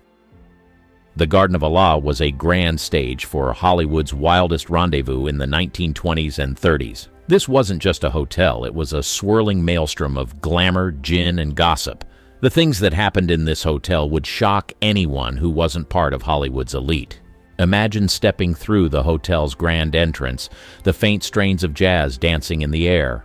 The lobby, adorned with Art Deco splendor, was calm before the storm. Once you entered the heart of the hotel, the real revelry began. This was the place where the likes of Errol Flynn partied. Excessive drinking was practically a Garden of Allah ritual. The bartender, a maestro of mixology, concocted cocktails that could make Hemingway blush. As the night aged, so did inhibitions. The stars, whether Fitzgerald with his novels or Flynn with his swashbuckling charm, were no strangers to the allure of a well-filled glass. But it wasn't just the booze that flowed there. It was secrets and scandals, too. You'd find affairs blooming amidst the potted palms, trysts concealed behind heavy velvet curtains. Stars whispered sweet promises under dim chandeliers, knowing full well that the dawn would uncover their transgressions. Gossip flowed through the garden like the wine in their glasses. In 1930, a notorious party at the Garden had F. Scott Fitzgerald at the center of a fiery altercation. He reportedly threw a champagne glass at his wife Zelda during a heated argument. The party didn't just end in a whisper, it made headlines across the nation. These parties were wild. The Garden of Allah was a melting pot of vice and virtue, an incubator for scandal and salacious stories. Imagine, in the 1920s and 30s, the world was emerging from the constraints of prohibition, and Hollywood had a thirst to quench. If you'd attended, you'd be swept into a tempest of cocktails and carousing, where the laughter was raucous, the music was intoxicating, and the shadows concealed more than you could imagine. It was a place where stars shone brightest and fell hardest, where Hollywood's secrets and sins were laid bare under the California stars. These parties were a whirlwind of decadence and debauchery, where the only rule was to indulge in every whim. The excesses of the Marion Davies Beach House. On the sun-kissed shores of Santa Monica in the 1920s, that's where you'd find the exclusive world of Marion Davies Beach House bashes, where the newspaper magnate William Randolph Hearst and his mesmerizing mistress Marion Davies played host to extravagant gatherings that redefined the very essence of opulence. It was in this very house that a Hollywood star almost got shot. The scene was set against the backdrop of the Pacific Ocean, where golden sands met the blue horizon. The likes of Charlie Chaplin, the silent film maestro, and Greta Garbo, the enigmatic siren, were said to have partied there. However, chaos wasn't just a stranger, it was an unwelcome guest at these parties. The very extravagance that made these parties legendary also made them vulnerable to spiraling into mayhem. It wasn't unusual for the evening to end in a storm of shouting, shoving, and sometimes even broken glasses. For example, a notorious incident took place in 1924 when Hearst, known for his temper, allegedly pulled a gun on fellow guest Charlie Chaplin during an argument. It was the sort of drama that would give tabloids enough material to fuel their presses for weeks. If you were to attend such parties, you'd be a witness to history, a participant in the surreal world where excess was an art form. You'd see stars of the silver screen at the pinnacle of their fame, dressed in their finest, yet sometimes descending into the depths of chaos. You'd see the allure of Hollywood, but also the dark side of indulgence. These beach house bashes weren't just parties, they were a representation of the things that happened when Hollywood stars came together and decided to indulge in whatever they wanted to do. When the cameras were not present, these beach house bashes were a source of escape from the pressures of fame. These parties, as crazy as they seemed, were like a scene from Judy Garland's life. Giovanni Jackson, Daddy's Girl,